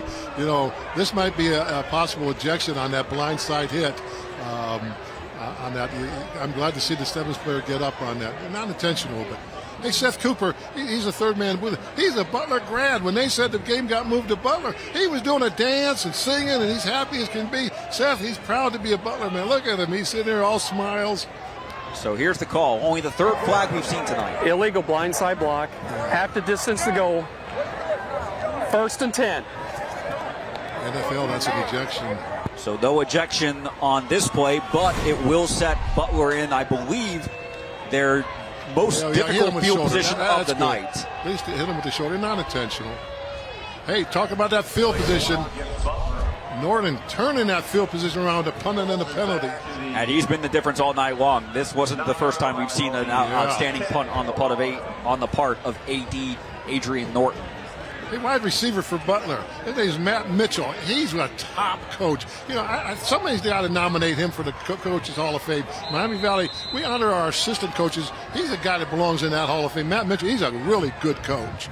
So here's Luke Seibert under center on Butler's first drive of the second half. It's a handoff to Sam Mitchell, who was able to get behind several Stebbins tacklers and pick up a nice gain out to about just past the 15-yard line. Sets up second and short. Well, Coach Case likes to mix it up. 3 backs, no backs, 1 back, 4 receivers to one side. Mixes it up. Good hard running. He's a football player. That's Sam Mitchell. He's a football player. Like Coach Case was mentioning to Tage, they did a good job in the middle of the field, but when it came to finishing the drives, they weren't able to be as successful as another handoff up the middle. And guess who is there for the stop for Stebbins? Number 59, Jake Wheelock, only a junior for the Indians. Hey, his dad, look at this play. He's tough. Good job by Joe Figo, middle linebacker, though, taking on those blockers, cleaning it up for Wheelock. Boy, I feel bad I mispronounced his name in the first half. I'm sorry, Jake, and I knew it. Just a dumb mistake by Coach. 3rd and 4. Line of game is the 19. Oh, my goodness. Under pressure, Seibert completes the pass, and that is enough for a first down to number 23, Kwame Wheaton, his first reception of the night. And that is good for an Arby's first down, the first of the second half for Butler. Here's a replay. Look at Wheelock fly in there. I mean, he is quick. Interesting. He wants to be a major in cybersecurity. You know, how's a young man decide to be a major in cybersecurity? A lot comes from his dad. His dad, Greg, was a United States Air Force veteran for 21 years, now works at the base. Thank you, Mr. Wheelock, for your look at Wheelock. Thank you for your service to our country, Mr. Wheelock. I'm sure you're proud of your son. On an end around to Wheaton, he is stopped for about a gain of a yard, as it turns out. Looked like he may have been stopped for no gain, but he does manage to pick out at least 3 feet, equivalent of 1 yard. That will bring up second and long. We're now under 9 minutes, which means we are now 27 minutes into this contest. No score, but again, Butler has had opportunities. Stebbins had a chance right at the end of the first half, but for those turnovers, the defenses, they bend, but they do not break. They have not broken so far. Hey, Matt, 3 backs in the backfield. Now no backs in the backfield. Coach Case is really mixing it up. Motion, jet. Seibert, another, this time it's a keeper. And had he gotten around the defender there, number 36, that was Isaac Delaria on the coverage. Otherwise, Seibert would have had a big gain, likely a first down. Instead, it's 3rd down. It'll be 3rd and 6, Butler at the 20. Nice tackle, Isaac Delaria. 5'8", 185-pound junior. Nice play, Isaac. So 3rd down. Butler has been mostly successful on 3rd down conversion. The 4th down situations they've had trouble on so far, especially when they've been on the other side of the 50-yard line. But here's Seibert rolling right. His pass downfield. It was caught, but out of bounds. Derek Motter couldn't quite get that foot down, so it brings up 4th and 6. Yeah, I like Luke Seibert, the quarterback. Only a junior. Keep an eye on him for the big things next year. And then finish out strong this year. What a catch by Motter, though, even though he was out of bounds. If that had been just a few feet inbounds, that would be a highlight-worthy catch. I got a prediction for you, Matt. Somewhere, Norton or Harris Bell are going to break a big one. I think Butler's still going to keep moving the ball, but watch for one of those guys for Stebbins to eventually break a big one. Cohen Hale with the punt for Stebbins. Cohen Hale had the punt for Butler. It takes a Stebbins bounce as it rolls out of bounds. Didn't even make midfield. So great field position coming up for Stebbins after this break. You're watching Premier Health Thursday Night Lights, presented by your Cincinnati area Toyota dealers.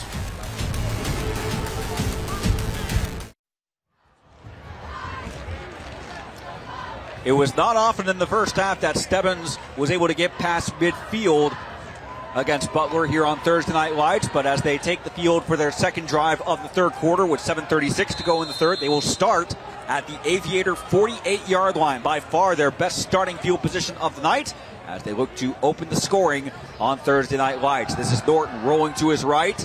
Thinks about taking off himself, now buying some more time. He's going to take it himself and inside the 45 for a gain of about 5. So bring up second and short. You know, Matt, not to be able to, I don't like sprinting out to the left. The quarterback has to, in order to throw the ball, get his shoulders completely. I see that right now. He's not in a position to throw the ball when you're going left. You know, I did one time when I was coaching, I did a study, and it came out to like 24% of the time when you're sprinting to the left, you complete the pass. And it was double that when you sprint to the right.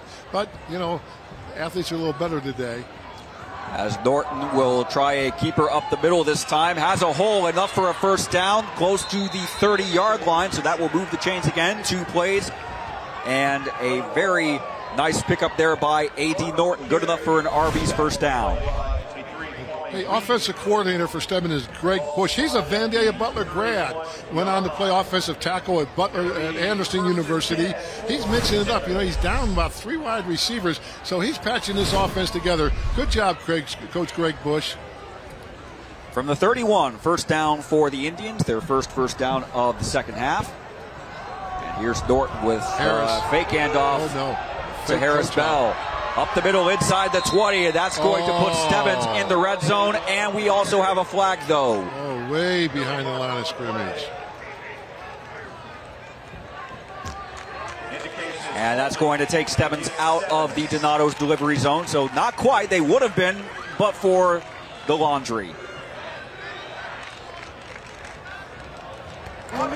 Holding. Number 79, 10-yard penalty from spot, remains first down. Greg Strickland, referee. Hey, it's a veteran crew we got tonight. On the crew, Sean Isaac, Chris Branscombe, Jack Brooks, and Jacob Hensel. Veteran crew, doing a good job out there. Keep the flags in your pocket, guys. That's the sign of a veteran crew. You guys, they don't call it unless it's a definite penalty. Good veteran crew. Greg Strickland and his guys, good job. Boy, Stebbins got backed up. They were rolling. As a result of the penalty, it's first down from the 36 and a fumble on the handoff. Norton doing all he can to fall on it and prevent the turnover, which he does, but that will mean second and long as a result for the Indian offense. This Indian offensive line is big. Kristen Spencer, 6 foot 290. Clint Alcorn, 6'4", 250. Jake Wheelock is at the center, 6'4", 270. Thomas Hart, 6 foot 205, and Noah Shanks, 6 foot 240. Young men are big anymore to play. So many big guys. I mean, we'll talk about the Butler line later. They're doing a good job too, and they're big. So Norton from the shotgun on second and very long, close to where this drive started at the 48-yard line. Looking for an opening. Norton going to keep it himself. Gets close to the 31. That would still mean third and very long upcoming as we are close to the 6-minute mark here in the third quarter. Defensive back coach for Butler's doing a nice job. They got nowhere to throw the ball. Arian Kozak played here at Butler, another Butler grad, went on, played at Miami a little bit, then Findlay. Real good DB, young coach. You can hear a lot about him in the future. Another proud Butler grad. Third down and 7.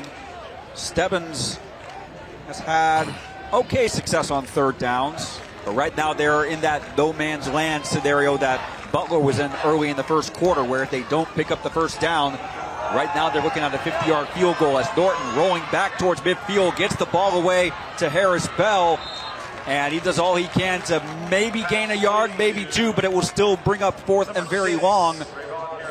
You're still looking at better part of late high 40s, close to a 50-yard field goal attempt should they choose to attempt one. Well, Harris Bell's an athlete. I like him. Junior, he'll be back. Remember, they get Nate Thrash back at quarterback next year. A lot of young players, and of course, Wheelock is back. A lot of juniors, both teams. A lot of young players. And Greg Bonifay, I think he's made up his mind what he wants to do. They look like they will go for it on 4th and 11 from the 32-yard line. This is Norton rolling to his right from the 40. Quickly under pressure from Mitchell. And Mitchell will force the stop and the turnover on downs. Hey, that Sam Mitchell's a football player. He did not give up on the play. And with 5 minutes to go, under 6 minutes to go in the third quarter. A huge turnover on downs for the Aviator defense. We're still scoreless on Thursday Night Lights. 5:57 to play in the third quarter. No score between Butler and Stebbins. Both defenses, we've been talking about it multiple times, Jim Place, they have bent, but they have not broken. And Butler with a fourth down stand, Sam Mitchell with the stop to deny what would have been a lengthy gain from A.D. Norton, possibly enough for a first down. Turnovers and penalties. And we have a penalty coming up right here. First play of the ensuing drive for Butler. Motion, Butler. Dead ball. False start, number 74, the offense. 5-yard penalty, still first down. I hate when they call those numbers. That offensive lineman, that's the only, they don't say great block 74 ever. He don't ever get his name on PA unless he gets a penalty. Ohio High School Athletic, change that. Stop it. At least protect my offensive linemen. Stop saying their name when they get penalties. Everybody else, they get their name on the PA for doing Duke stuff. No, you don't hear her say good block offensive lineman number 74. You hear penalty. Stop it. So it is now 1st and 15 from the 25. Caden Bates, the lone back in the backfield with Luke Seibert. He takes the carry out back to the 30 for another, before we see another flag. This is going against Stebbins.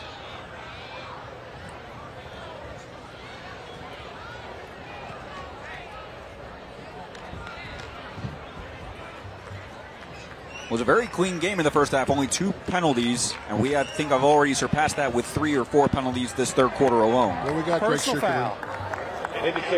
15-yard face mask. Goes in and run. Number 56 defense. Results first down. Hey, that offensive line for Butler, they're big. Seth Wentling, 6 foot 250. Logan Shoup, 6'1", 230.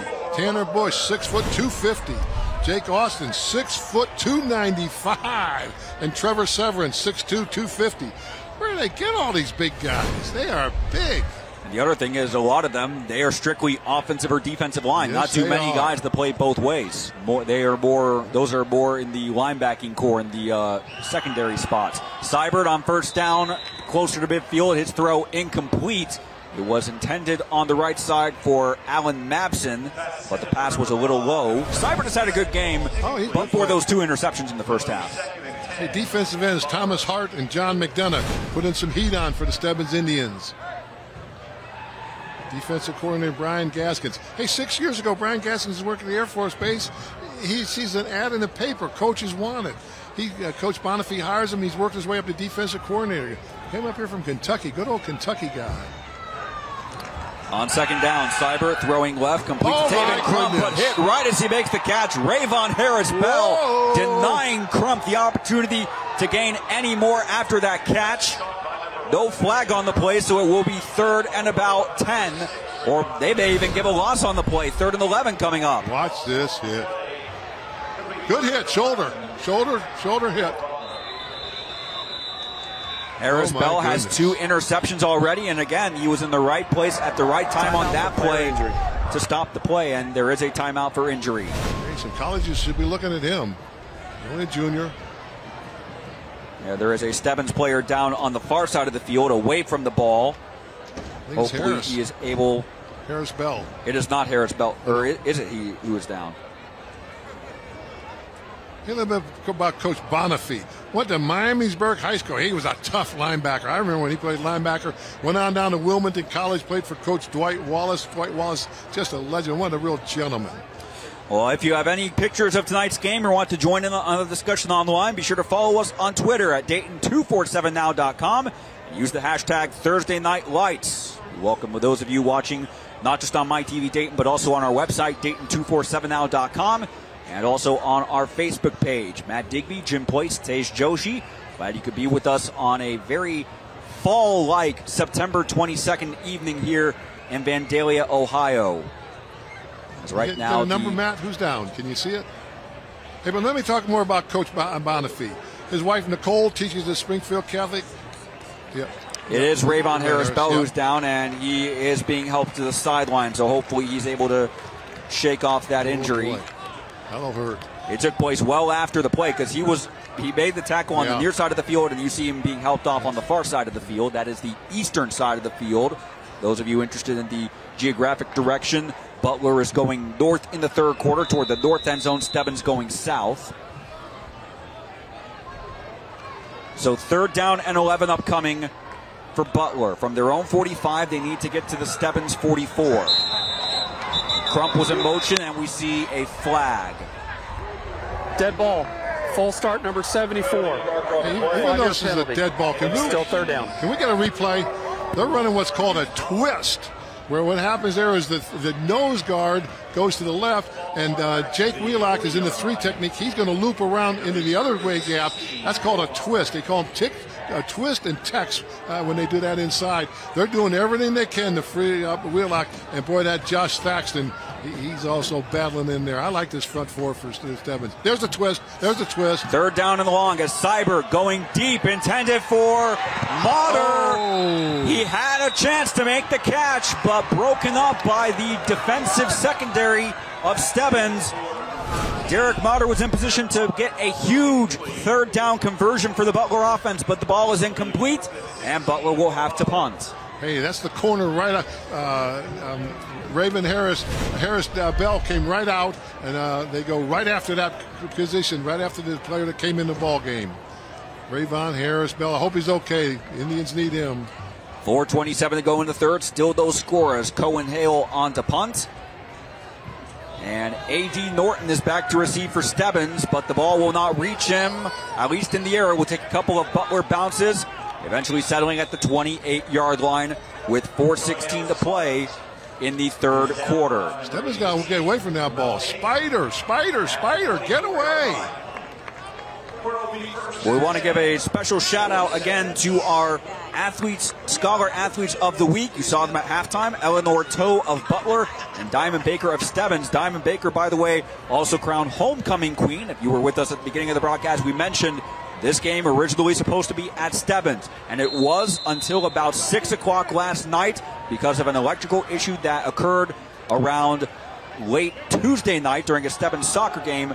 They have not been able to restore power to the field since, and that's why the game is here tonight at Butler. As a 1st down carry up the middle results in a gain of about 6, maybe 7, and it will bring up 2nd and short. Caden Cotto on the carry for the Indians. Yeah, he's their starting running back with Harris Bell out. Maybe they're going to go to Caden now. Good ball player, 5'9", 100-pound senior. Under 4 minutes to go in the third quarter. Norton on the keeper this time, running left. Through a hole, breaking a tackle attempt by Mitchell, and Austin Flory eventually forces him out, but not before a 1st down pickup for A.D. Norton, the senior. That 1st down brought to you by Arby's. As we get into the later part of the third quarter, still no score. When you were in these games as a coach, Jim, was it more desperation, playing not to lose, or was it a play to win more mentality? Well, you just stay with your game plan. You go in, you got a game plan, you stick with it. But the one thing about these kind of games is I always said, let my playmaker win the ball game for me. You got some guys that can win the ball game. Make sure they've got their hands on the ball. And that's what Coach is doing with those Stebbins Indians. Well, for Stebbins, one of those playmakers, it's A.D. Norton. Here he hands off to Cotto, who gets close to midfield with that carry, a gain of about 4 yards. Hey, Matt, there's a lot to like about coming to Butler High School, but they got one of the best PA guys in the entire Miami Valley, and that's Andy Amlin. All you football fans out there, that name Amlin, that is magic in this town. Great-grandpa, Kenny Amlin, he was one of the most popular coaches ever at Patterson High School, Chaminade Julian. I'm going to talk more about the Amlin family here in a minute. Cotto up the middle again. That's a short gain. Could have been more, but for a nice stop by Fred Rogers. Again, we've called that name several times throughout the course of the night, but not before Cotto was able to get a short gain and bring up a 3rd and short upcoming now as Stebbins moves past midfield. You know, when I was coaching down at Middletown, I'd have college recruiters come in and they say, hey, I just stopped at Chaminade Julian, and that coach Kenny Emlin, he reminds me of Will Rogers. He's so funny. The guy's always got something funny to say. He's a real character. I'm going to talk, that's great, Grandpa. I'm going to talk about Grandpa next. 3rd down and 3 for the Indians. Again, Cotto up the middle, and this time he is met behind the line of scrimmage by multiple Butler defenders. I mean, they were ready and waiting. Guys like Fred Rogers, Cohen Hale, Devin Gruey on the stop, combining to make the stop, and that will bring up a 4th down. Again, decision time at this point for Greg Bonifay. Hey, let's go back to that Amlin family. Doc Amlin, grandpa of the gang. He was a coach. He was a dentist here in Butler. Everybody in town knew him. He was a coach that also happened to be a dentist. The guy loved to coach so much. Then we got Andy Amlin down here on the PA, and boy, he puts everything into that. And listen to this one. Working the video board tonight. Oh, my gosh. As Norton on the punt, keeper, and he has enough for a first down inside the 40-yard line. How about that? A momentous play potentially for Stebbins, and that results in a first down presented by Arby's. He thought about it, then he chose to run left and had enough space. High risk, high reward call from Greg Bonifay, and the drive continues now close to about the 40-yard line for the Stebbins Indian offense. Stebbins special team coach Wes Stumoff. He saw something there. He saw it and said, Coach, let's go for it on fourth down. That could be the play of the game, Matt. And Norton gets the handoff just in time. No, he did not get the ball off in time. He does recover the fumble out near the 46-yard line, but we do have a late flag. That's the hard play on the option. Coach Big John Cox, he believes in the hard play in that option, and what you get is the result. You get some big hits. What are they calling here? The one being back went down to indicate fumble, and then Norton recovered it, and then after the play was ruled dead, then the flag came out. So we'll see what the call is here. Oh boy, against Butler.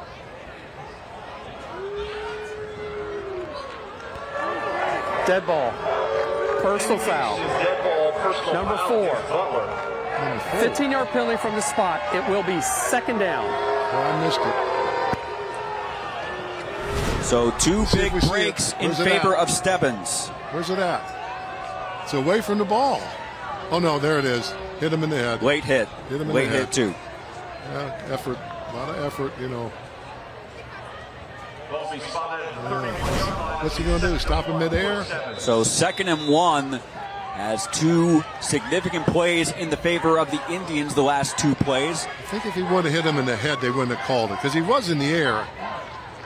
But I think that the fact that he hit him in the head is safety, safety, safety. 2nd down and 1 from about the 31-yard line. Stebbins looking to open the scoring. All going Stebbins' way now. And Norton is met in the backfield, and the ball is loose. Scramble for the ball. And recovered by the Aviators. Again, the defense is bending but not breaking. And this time it's Kwame Wheaton coming up with the recovery. And again, the Stebbins offense unable to capitalize on opportunities. That's Colin Hale that caused it, though. Look at him, number 10. He's all over the place. And clearly a fumble, no question. He says, Coach Place, he said, I love being a leader. I'm the spirit guy. I'm the fire-up guy on defense. Colin Hale, he's living up to that reputation as the leader, the fire-up guy, the emotional guy. He said, I think it's my job to pick the team up. Nice job, Colin Hale. You're having a big night. Hey, one more Amlin. I can't continue talking about the Amlins without going about Hank Amlin. He's in the 7th grade. He's running the video board here. These Amlins, they love football. So on first down for Butler after the fumble recovery, this is Caden Bates up the middle, close to another Butler first down. And they will signal for the change. A first down presented by Arby's. As we are now moving inside a minute to go in this third quarter. We still are waiting for the first score of the ball game. Could it come on this next play?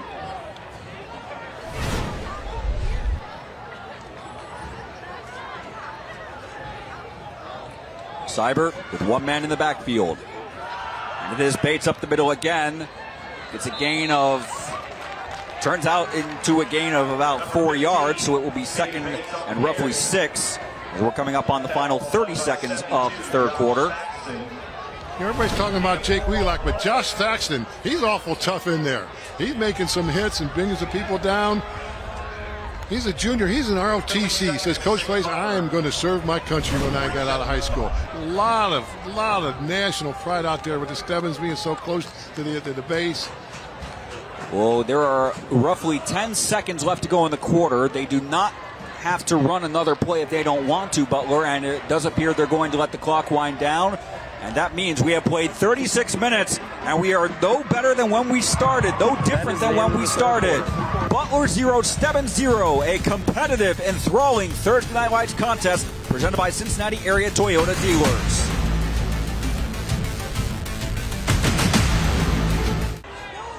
We played 3 quarters in Vandalia, Ohio, and that is not a typo that you see on the screen. No score between the Butler Aviators and the Stebbins Indians. Butler with the ball, 2nd and 6 from their own 47, and a drop snap. It's all Butler can do to recover the loose ball, but it will mean 3rd and very long coming up for the Aviator offense. Glad you could join us on this Thursday night. Matt Digby, Jim Place, Tej Joshi. There you see Luke Seibert had a little trouble handling the ball. It was all Caden Bates could do to jump on the ball to prevent the turnover.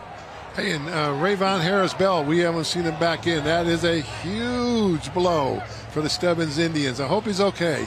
He's having a big night. 2 interceptions, offensively doing a lot of things. It was a tough, very quick tackle made back in the 3rd quarter. He had trouble walking off the field, eventually had to be helped off the field. Also sneak the H back out here. And another fumble on the play. Seibert forced to fall on the ball himself, so 2 bad snaps will force what was a promising Butler drive to that point, and the Aviators will have to punt. In the backfield is spotted at the 37-yard line. And it goes to both teams. They've been having, for the most part, success in the middle portion of the field, but when it comes to crunch time, they have not been able to capitalize for one reason or another. It's interesting, man. I asked you before every game who you picked. You said, I can't pick this one, Coach. They're too evenly matched. Well, that's been the best prediction so far. Cohen Hale punt with a line drive punt, taken on the one bounce by A.D. Norton, but he is immediately stopped for no gain by Kwame Wheaton, who had the fumble recovery just a few moments ago.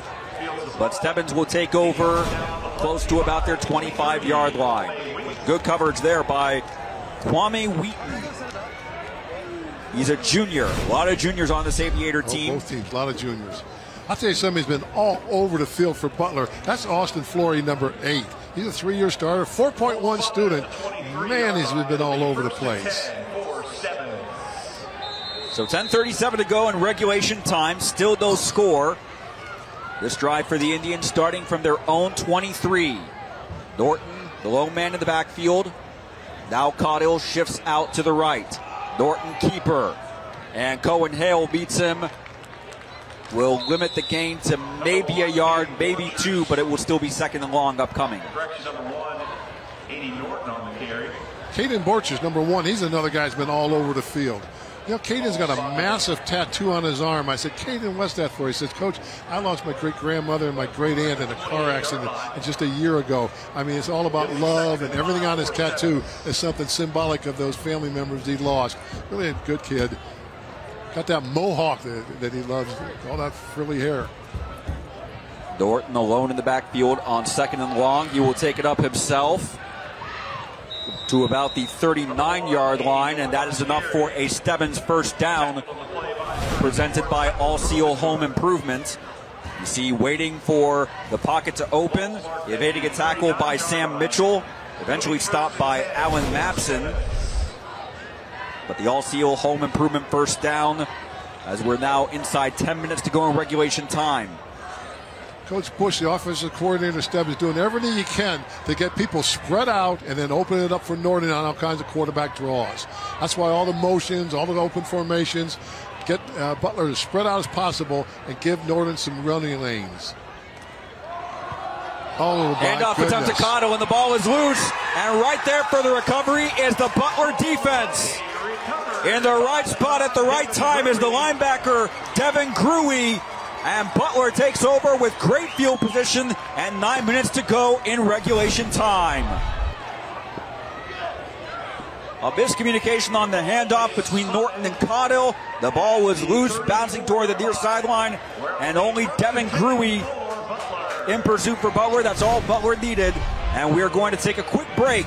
Butler with a chance to open the scoring inside 10 minutes to go on Thursday Night Lights.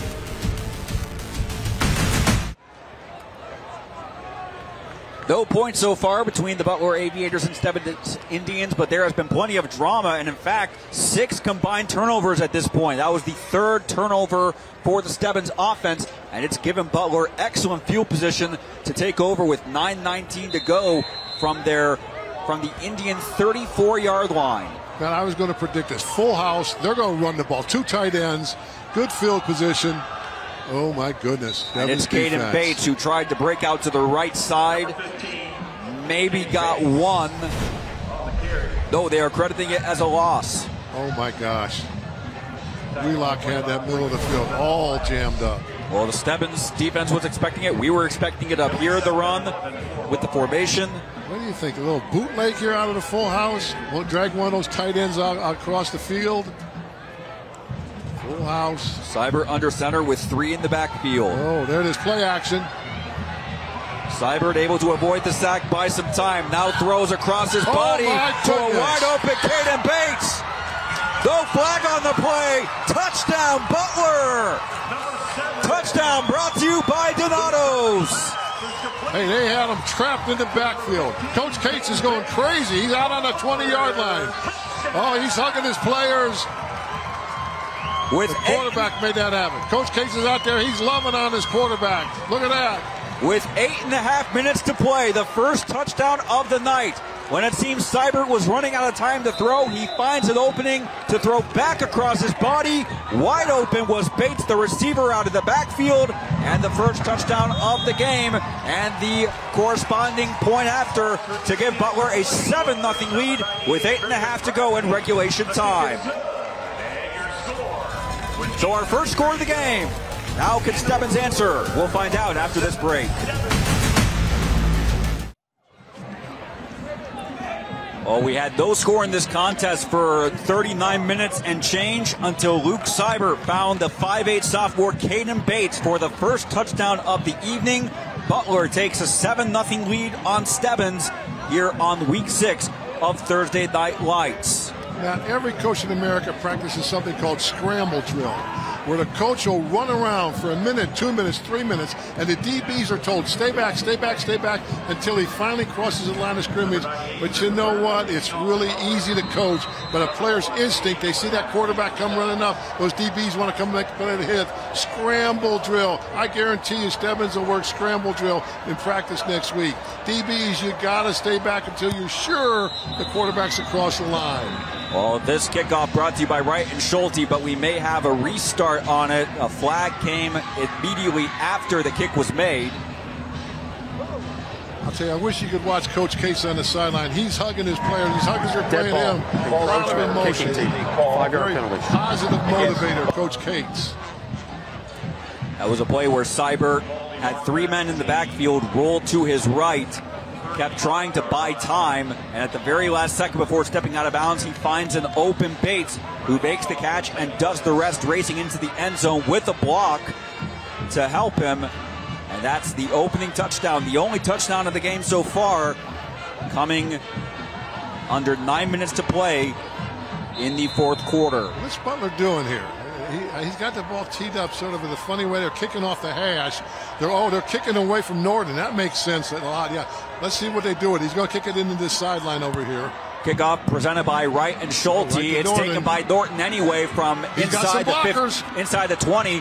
Cuts back to the middle of the field, and the ball may come loose. No. That popped out, Matt. Number 7 recovered it. So talk about DeMarquise Oliver in the right place at the right time to prevent another turnover. Here's a look at that touchdown. You see Seibert rolling to his right, trying to buy as much time as he can. Again, the last second, he finds a wide open Caden Bates ready and waiting for the catch as a blocker to help him into the end zone. And that is the first touchdown of the game after 39 minutes of stellar defense, our first offensive touchdown of the game. That's scoring summary brought to you by Rand Associates. That was a 35-yard reception from Seibert to Bates. So Seibert adds to his touchdown passing total for 2022. In the meantime, checking. 8 minutes, 22 seconds to go. They made a check. Stebbins starting from the 38-yard line, and Norton quickly up the middle, close to another first down. It will be second and short upcoming. Norton again on the keeper, as we've been mentioning since about midway through the third quarter. He is the main catalyst right now for the Stebbins offense because of the injured Rayvon Harris-Bell still being treated on the sideline. They keep spreading it out. The tailback is a decoy, and then they can do as much as they can on that quarterback draw. Ball's at their own 46. Need to get to the 48. Second and 2. Caudill, the lone man in the backfield behind Norton. And Caudill up the middle. He has enough for a first down. He has enough to bring the ball past midfield into Butler territory. You know, Matt, the fumble that set up the scoring drive, that was a read option play where the quarterback puts the ball into the stomach of the running back, and then if he likes what he sees, he leaves it there and pulls it. Well, that takes a lot more timing than you would think. So this is the Thursday Night Lights Championship Trophy donated by Rand Associates. It will be presented tonight to the winning team. The first 4 weeks of Thursday Night Lights this fall, it went to the home team. Last week, National Trail became the first visiting team to win. As Norton on the QB keeper here able to break out, get a first down inside the 35-yard line. The creativity of the future University of Akron Zip, Adrian Norton, goes by AD, and that's good for a 1D, a first down presented by All Seal Home Improvement. Alan Manson ran him down. That's the sophomore going against a big-time player. Nice play, Alan. Clock now just over 7 minutes to go in regulation time. 4 down territory, no doubt about that. 4 down for the Indians. And they do have all 3 timeouts. Caudill, the lone man in the backfield, with Norton in the shotgun. One man to the right, 3 wide receivers to the left. Coach Bush is changing the play from the sideline. It is Norton. Speed option. Option out to Caudill. It will be a positive gain and taken out of bounds, so that will stop the clock, buy some more time for Stebbins to catch their breath and reset after a couple of very efficient runs on the part of A.D. Norton. Remember, the 4 down territory here, so 3 yards is good when you're talking about a 4 down territory.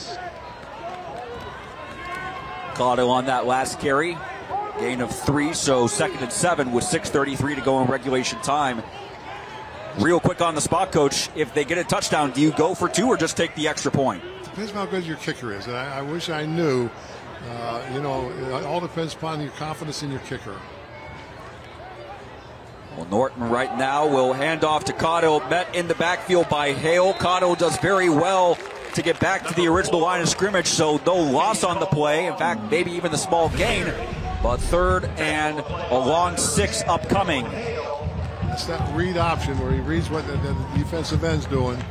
Good play by Hale, man. He's all over the place. Butler defense has really stepped up, especially in the second half. Can they get one more stop here, or can the Stebbins offense finally break through after they've had opportunities of their own throughout the night? They had a couple of nice plays on defense to prevent what very likely could have been Butler scoring drives in the first half. On 3rd and 6, Norton rolling left, has an open man in number 20, and he's inside the Donato's delivery zone. Andre McConnell. We haven't called his name often, but he has the reception that puts Stebbins in the Donato's delivery zone. Donato's a great call for after the game. Order online for pickup or delivery at donatos.com. Every piece is important. And that is also an All Seal Home Improvement. Stebbins first down.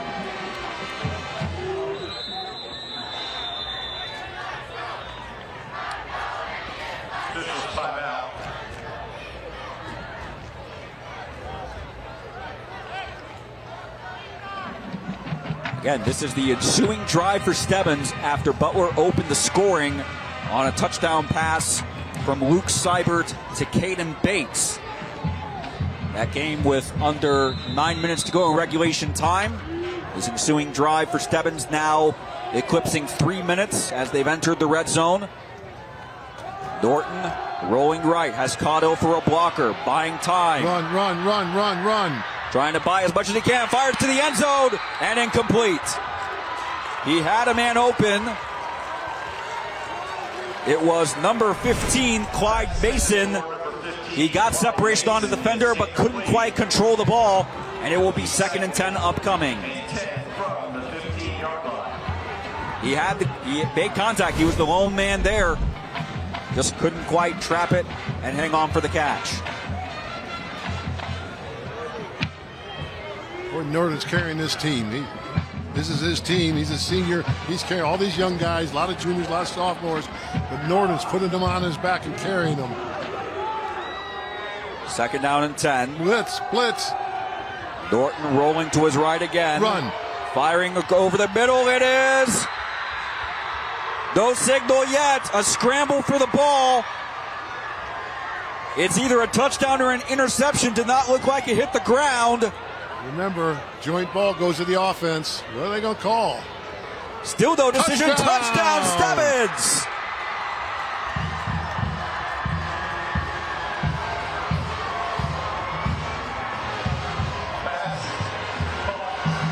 So a touchdown for Stebbins, and we should note also trainers are right now tending to A.D. Norton.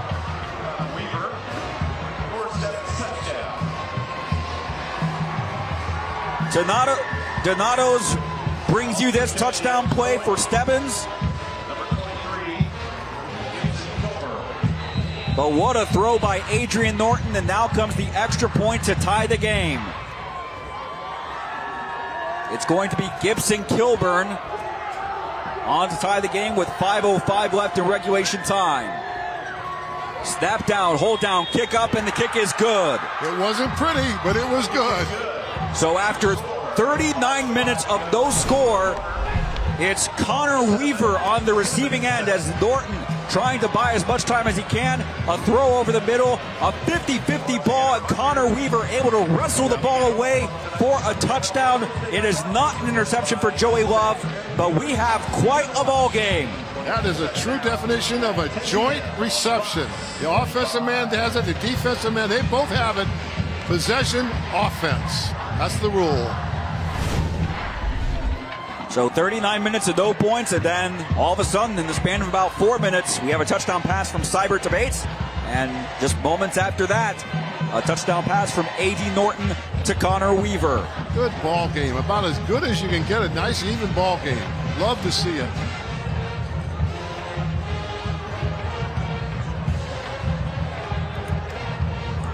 Well, we hope you have enjoyed this contest as much as we have. It has been a very entertaining contest.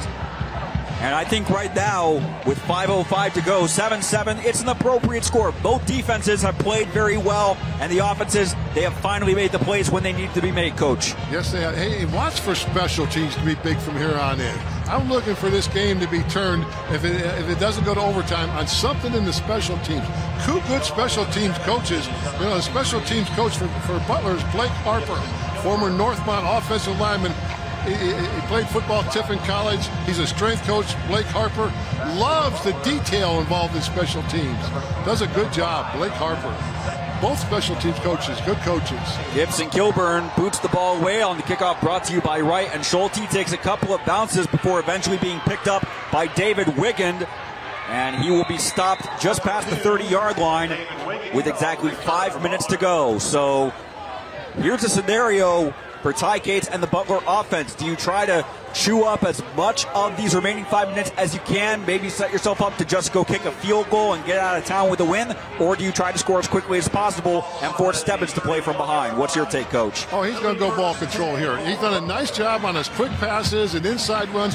One thing, you're not going to see Jake Wheelock taking any rest, so it's going to be hard to run in between the tackles with Wheelock in there. So I look for a lot of quick passes, maybe some option plays, that bootleg that they ran for the touchdown, where the play action rather. 4 wide outs. They got trips in the sideline. They're not going to go to the sidelines. Coming over to the field here.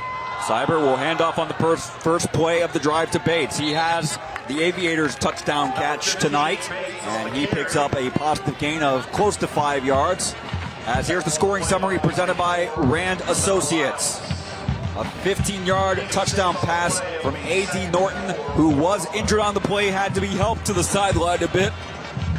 But Connor Weaver able to wrestle the ball away from Joey Love, who was in coverage for the Aviator defense.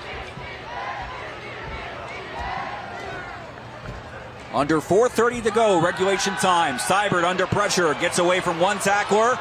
Around two, and is close to a first down. He may have a first down. Out near the 42-yard line. That first down presented by All Seal Home Improvement.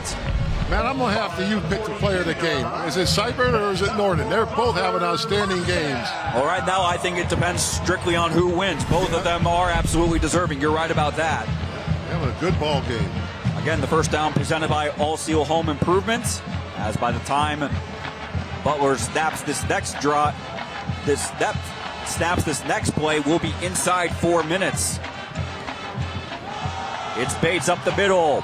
One broken tackle, close to midfield, and that's going to set up another second and short. Like you were saying, for Ty Cates, it was about ball control. They want to bleed as much time as they can off that clock. If they get a field goal, so be it. If they get a touchdown, for them, obviously, they would prefer that. It'll be 2nd and 2 for Butler. They're running away from Wheelock. They're running whatever side Wheelock's on, they're running away. He's in what's called a 3 technique, which is the outside shoulder of the offensive guard. Bates alone in the backfield. Again, he gets the carry. Going to the left side and up for a first down inside Stebbins territory to the 45-yard line.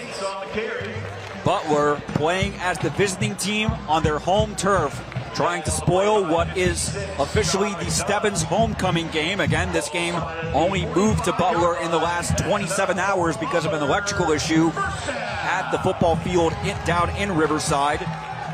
So that's why Stebbins is in their regular home jerseys. Butler is in their visiting road white jerseys. A bobbled snap all the way back into the Butler side of the field. Seibert very smartly recovers the fumble, but it will mean 2nd and more than 20 coming up on this next play. Now, every time we think there's something going, there's a drive, or something's going to happen, all of a sudden, the unexpected happens, and all of a sudden we're looking 2nd and long. Hey, this thing's looking a whole lot like an OT game. 2nd and 25, the official ruling now. Butler at their own 40. They need to get to the Stebbins 30. Aviators have 3 men on the right, 1 on the left. It's a hand up the middle to Bates, who gets close to 5 yards. It will still mean upcoming 3rd and very long. Timeout Stebbins. That's a first charge want that ball back. of the second half. And if Stebbins defense can get a turnover here, that would give them great field position. But you do not have Rayvon Harris-Bell. He had to leave with an injury in the first half after making 2 interceptions.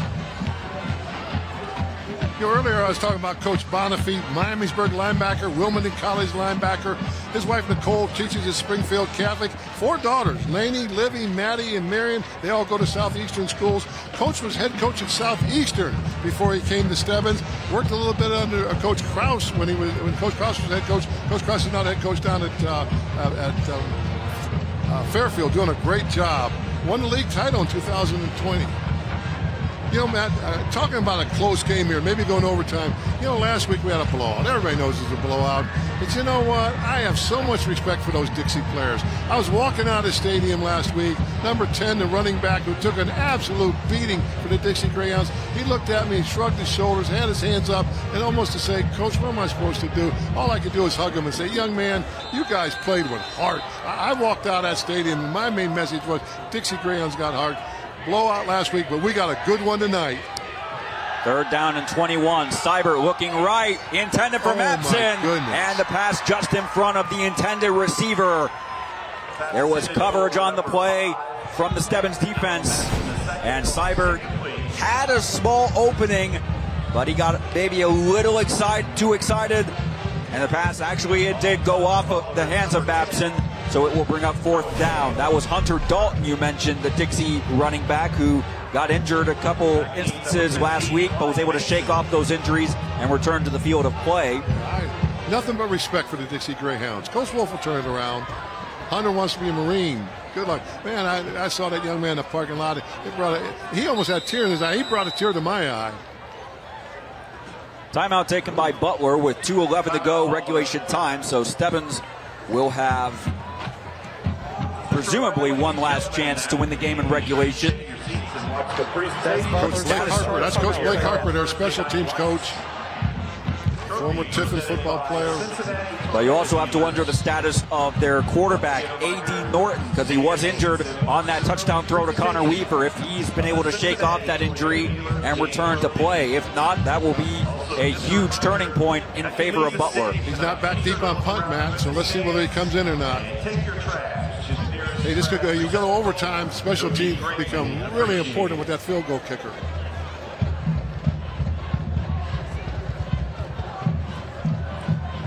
So Cohen Hale on the punt. He is standing back at his 30-yard line.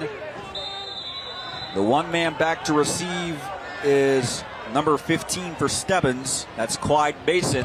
Kick is in the air. Stebbins tracking it. And it will go out of bounds at the Stebbins 21-yard line. So 2:03 to go regulation time. Stebbins only needs a field goal to win. Oh, Hayden Norton's limping. Adrian Norton, he's coming back on the field, but he is noticeably limping.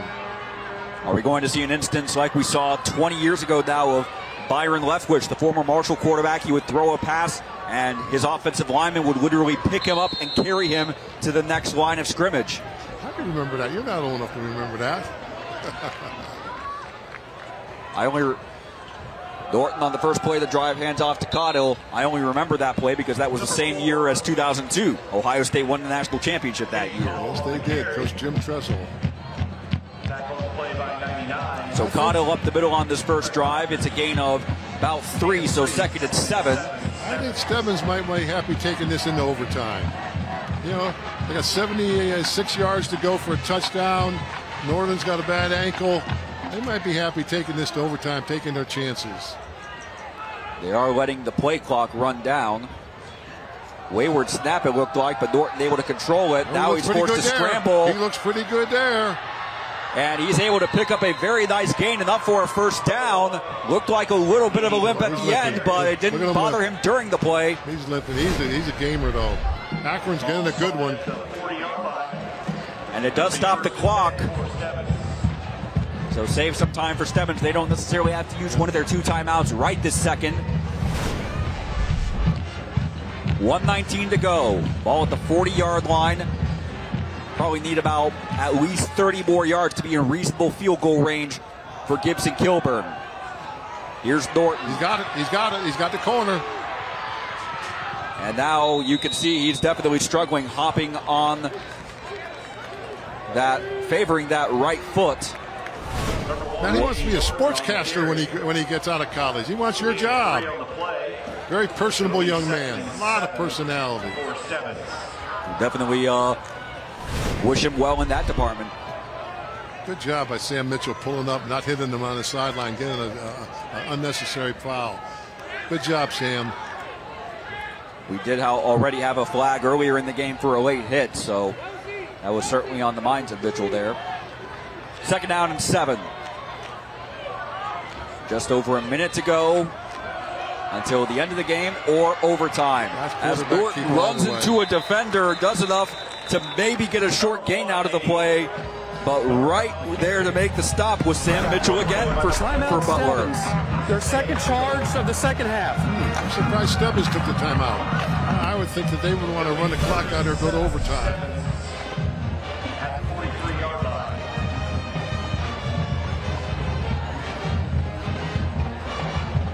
Well, we've had a very entertaining game, and if you want to see highlights, it's coming up in just a few minutes, about a half hour from now. Fox 45 News at 10 with Adam Arrow, Megan O'Rourke, and Chief Meteorologist Natalie Walters. They'll get you caught up on the day's biggest stories from around the Miami Valley, both on Fox 45 at 10 following the conclusion of the Red Sox-Yankees game, and then also over on ABC 22 at 11 o'clock. That's Dayton 24/7 Now News Evening Edition with Adam Arrow, Megan O'Rourke, and Chief Meteorologist Natalie Walters.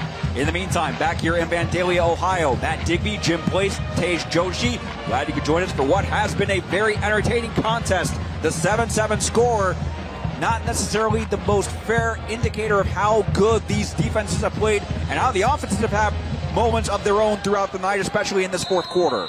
These young men are playing their hearts out. Good ball game, evenly matched. Just over a minute to go in regulation. Third down for the Indians. Clyde Mason in motion. Now Andre McConnell thought about motion. Nope. 3 men on the right for Norton. Norton looking over the middle. Pass batted up and incomplete. Mason the intended receiver, but a flag on the play. Austin Flory was the man in coverage for Butler. A very close call, especially at this juncture of the game with under a minute to go. Defensive pass interference. 15-yard penalty from the previous spot. The result's a first down. And that moves Stebbins past the 50 into Butler territory. Remember, high school, it's 15 yards from the previous spot. In pros, it's at the spot of the foul. So it would have been even further down if we were playing pro rules. Ooh, what do they think? That right arm hooked him? That's all I can see.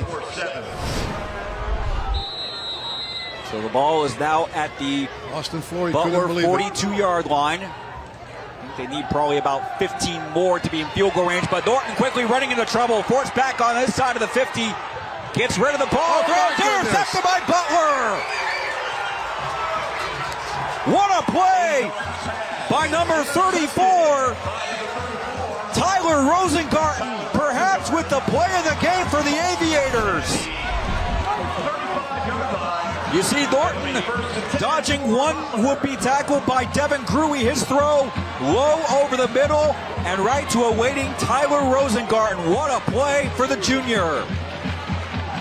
You know, Matt, this is in no way a criticism of anybody. Again, sprinting left on that replay. Do you see how difficult it is? Well, look at the throwing motion he had on his right arm sprinting to the left there. I mean, sprinting to the left, Coach Place is just not a big believer in it. Oh, it's so hard for that quarterback. You know, I hope they show that replay again to see the angle that the quarterback has to throw that ball at when he's sprinting to his left. 7th turnover of the game from both teams combined. That's the 4th by the Stebbins offense. 3 of those turnovers occurring in the second half as Seibert now throws a hook and ladder. And it's good enough for a first down. It's good enough for a gain inside the 40. A perfectly executed hook and ladder to Caden Bates. A first down to the 35-yard line. I love it. I love it. Open that playbook up. And all-seal home improvement first down. Now are they going to run another play right after or just take the spike? They got a play called. Clock is now running. Seibert with one man in the backfield. Over the middle. It's Taven Crump. Inside the 25, that looks to be enough for a first down, so that will stop the clock for the moment. 18 seconds while they reset the chains. 42-yard field goal will be a long one, but who knows? Timeout Vandalia. Their second charge timeout of the second half. And you think that's the right call by Ty Gates to call their second timeout now, get everyone back on the same page with 18 seconds? Yeah, they weren't set. The field, it was way downfield. He had some linemen struggling. Probably would have gone another 8 or 10 seconds off the clock. Good call, Coach. Oh, this fourth quarter has had everything and the kitchen sink. I think that's safe to say. There's Coach Cates around the middle there with the glasses.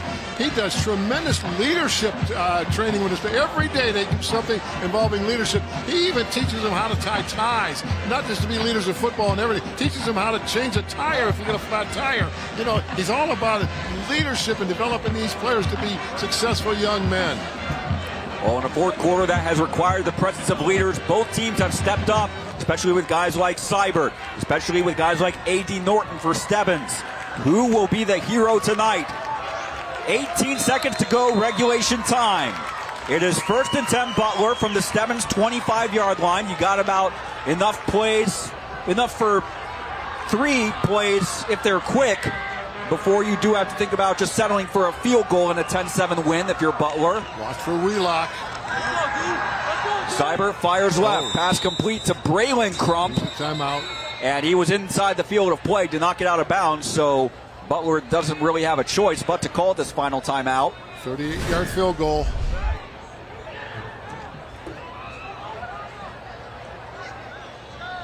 Pass complete to number 17, Crump.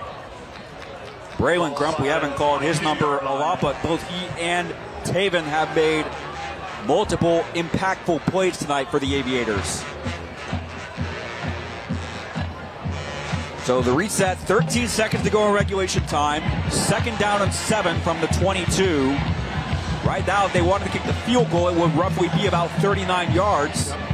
Quarterback coach Kevin Moeller, he's talking to quarterback Luke Siebert, telling him, listen, if we get this play, I gotta have a spike right away.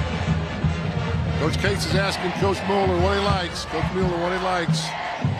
13 seconds. You do have time for about 2 plays and then kick the field goal if you're not able to get any closer. But you're also mentioning maybe not have anyone in the backfield, have Seibert fire quickly to the sideline. Though they will have one person in the backfield. It is Bates, the lone touchdown recipient. This is dangerous because you got Wheelock looking for a sack here. Seibert fires right. Touchdown. Intended for Motter. Just beyond the reach. But a flag on the play. Pass intended for number 13, Derek Motter, falls incomplete. Well, we had a pass interference call on Flory not too long ago. Now a call on Stebbins. Pass interference against Stebbins. Now we go field goal. 8 seconds to go. Half the distance. Ball goes down to the 11-yard line. Looking at a 28-yard field goal. Defensive pass interference. Half the distance to the goal. The result is a first down. There were 2 Indian defensive backs in coverage of that play with Motter, the intended receiver, and you see Seibert right there on the sideline. They're going to go ahead, try for the field goal right now, it looks like, with 8 seconds to go from the 11. So this will be a 28-yard field goal from the right hash. That's a good hash for a right-footed kicker.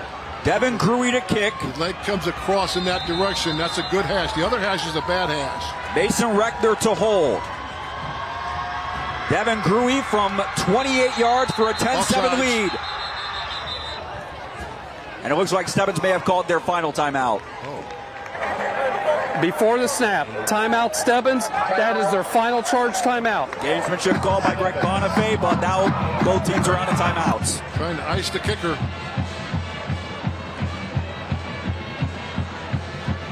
Well, what a game we've had. We hope you have enjoyed it as much as we have. It has been a very entertaining contest. And it also gives us a chance to remind you that we still have 4 more of these matchups to go. Coming up next week, we return to the Western Ohio Athletic Conference, a matchup in Camden as Preble Shawnee will host Tri-County North. Tri-County North coming off their first win of the season a couple weeks ago against Dixie, against Preble Shawnee. They are very comfortably in their top 16 of their region rankings. That's coming up next week, September 29th at 7 p.m. on MyTV Dayton, also online and on Facebook. So here we go. No timeouts remaining for either team. Devin Gruey from the right hash for 28 yards for a 10-7 lead. Mason Reckner to hold. Offsides. Kick on the way. It is good, but there is a flag.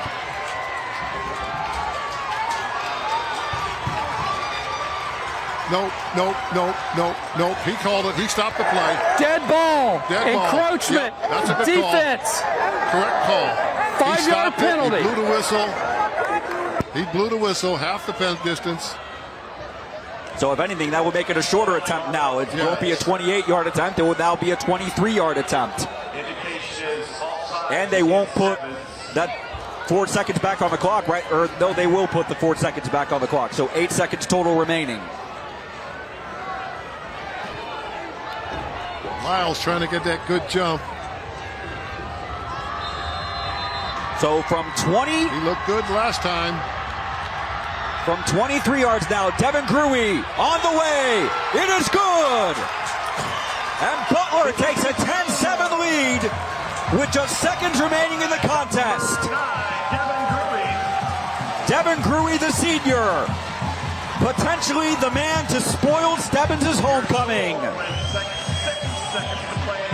Or pressure kick. And he nailed both of them, even the one before the penalty. Coach Cates ran out all the way to the midfield, hugging his kicker, hugging his players. There he is. High emotion, leadership.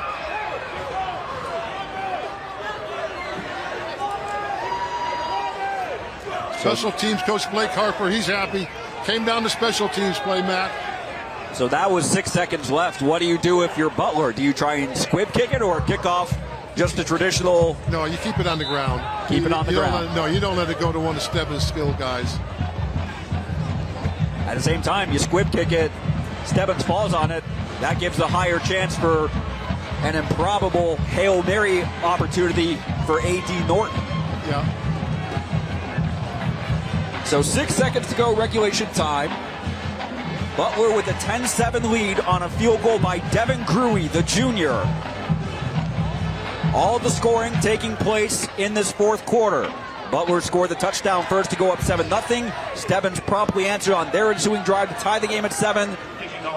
And now Gruey's field goal, the difference. This kickoff presented by Wright and Schulte will come with 6 seconds remaining in regulation time. Norton's not out there.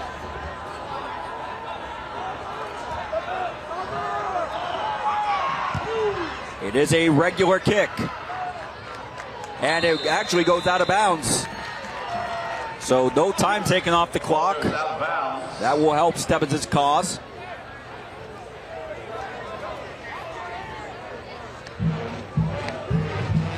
Will they set it automatically at the 35 because it went out of bounds, or the 30? 35. Got to reset the clock to 8 seconds. Clock doesn't start until somebody touches it. Kick out of bounds. So one play for A.D. Norton to take the Indians 65 yards for a game-winning touchdown. The ball will be placed at the 35.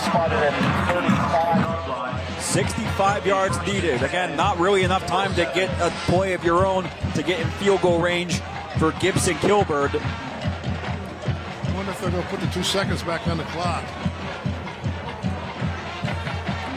It took 2 seconds. It was 8 seconds when they kicked the field goal. Which means there should still be 8 seconds now.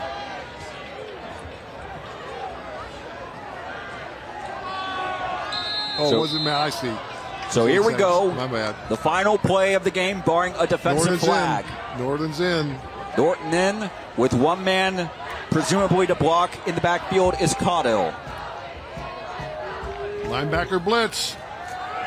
Norton scrambling right, trying to get out of bounds. There is no time on the clock, no flag, and the game is over. The Butler Aviators win their second straight, 10-7 over the Stebbins Indians. What a game, Jim Place. Awesome game. Came down to the last 8 seconds. I was wrong on that clock. So it came down to 8 seconds. Well played by both teams. A lot of big plays. A lot of emotion. Good ball game. And the Butler Aviators, who enter tonight 18th in the Region 12 computer rankings, just outside the top 16. I think we will be seeing them in that top 16 very, very soon after a very entertaining contest with Stebbins. Coach Cates is excited. Big win for his program. Like you said, this sets them up for a strong potential second half of the season as they get into the heart of MBL play. They had a tough loss with Troy. They had a tough loss with Tip. They got back in the win column with the win against West Carrollton, and now they are 10-7 winners on Thursday Night Lights. Trophy presentation after the break, presented by Cincinnati Area Dealers.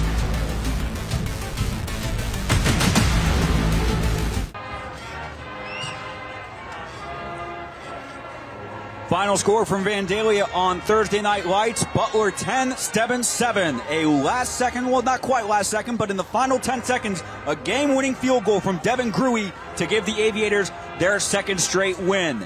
Right now, we will toss it down to the field. Tage Joshi is with Ty Cates and the winning Butler Aviators. Coach, we saw some late game heroics, a true hook and ladder, an absolutely awesome kick to win the game. Describe the feelings you and your whole team are feeling right now. I don't know if I can put it into words. Just so proud of our players. We gutted out an awesome victory. Our defense played amazing. Stebbins played their butts off. That's a good football team over there. And we kept under control a great athlete, Adrian Norton, all night. And offense, we moved the ball, but, you know, we didn't finish a whole lot, but we finished when it mattered. Our field goal unit, there's 3 units to a football team, offense, defense, and special teams, and we got it done in special teams when it mattered. And I'm just so proud of our players. Couldn't be more proud. Love these boys. Coach, you mentioned the offense, defense, and special teams. Is there a specific player or position group, anyone you want to give a special shout out to? Devin Green for icing the veins on the cake.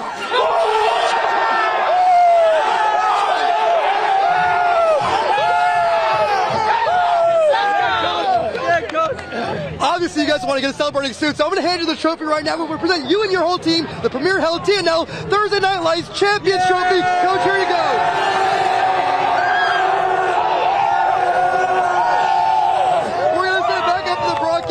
Lots of fun and celebrations down here on the field. Gavin, you get to kiss that thing. Great kick, baby. All right, thank you very much, Tej.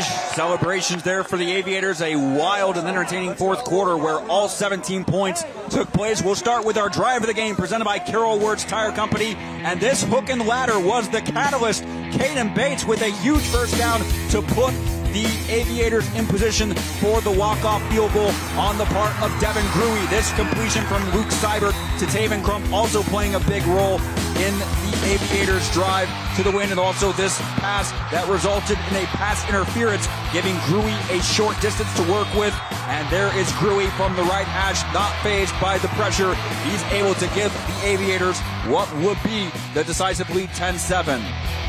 Our player of the game, presented by Carol Wirtz Tire Company, is Butler quarterback Luke Seibert. He had an outstanding night, especially in the first half, able to overcome those 2 turnovers, and this was their lone touchdown of the game. Buying as much time as he can, finding an open Caden Bates when all is said and done, as Seibert is our player of the game. He's only a junior. He will be back certainly the rest of this season and also next year in 2023. As for our play of the game, with just seconds left in regulation, Devin Gruey from the right hash, unfazed by the pressure of a 22-yard field goal attempt. It is down the middle between the posts, and Devin Gruey's field goal is your play of the game, sponsored by Wright and Schulte. So the celebration begins for the Butler Aviators, and that will conclude Week 6 of Thursday Night Lights. We look forward to you joining us the rest of the season. 4 more games still to come your way, starting next week, September 29th, when we go to Preble County and Camden, as Preble County will host Tri-County North. In the meantime, final score again tonight, Butler 10, Stebbins 7. For Tej Joshi, Jim Place, and our crew, I'm Matt Digby. Thank you for watching this presentation of Thursday Night Lights. Until next week, have a great night.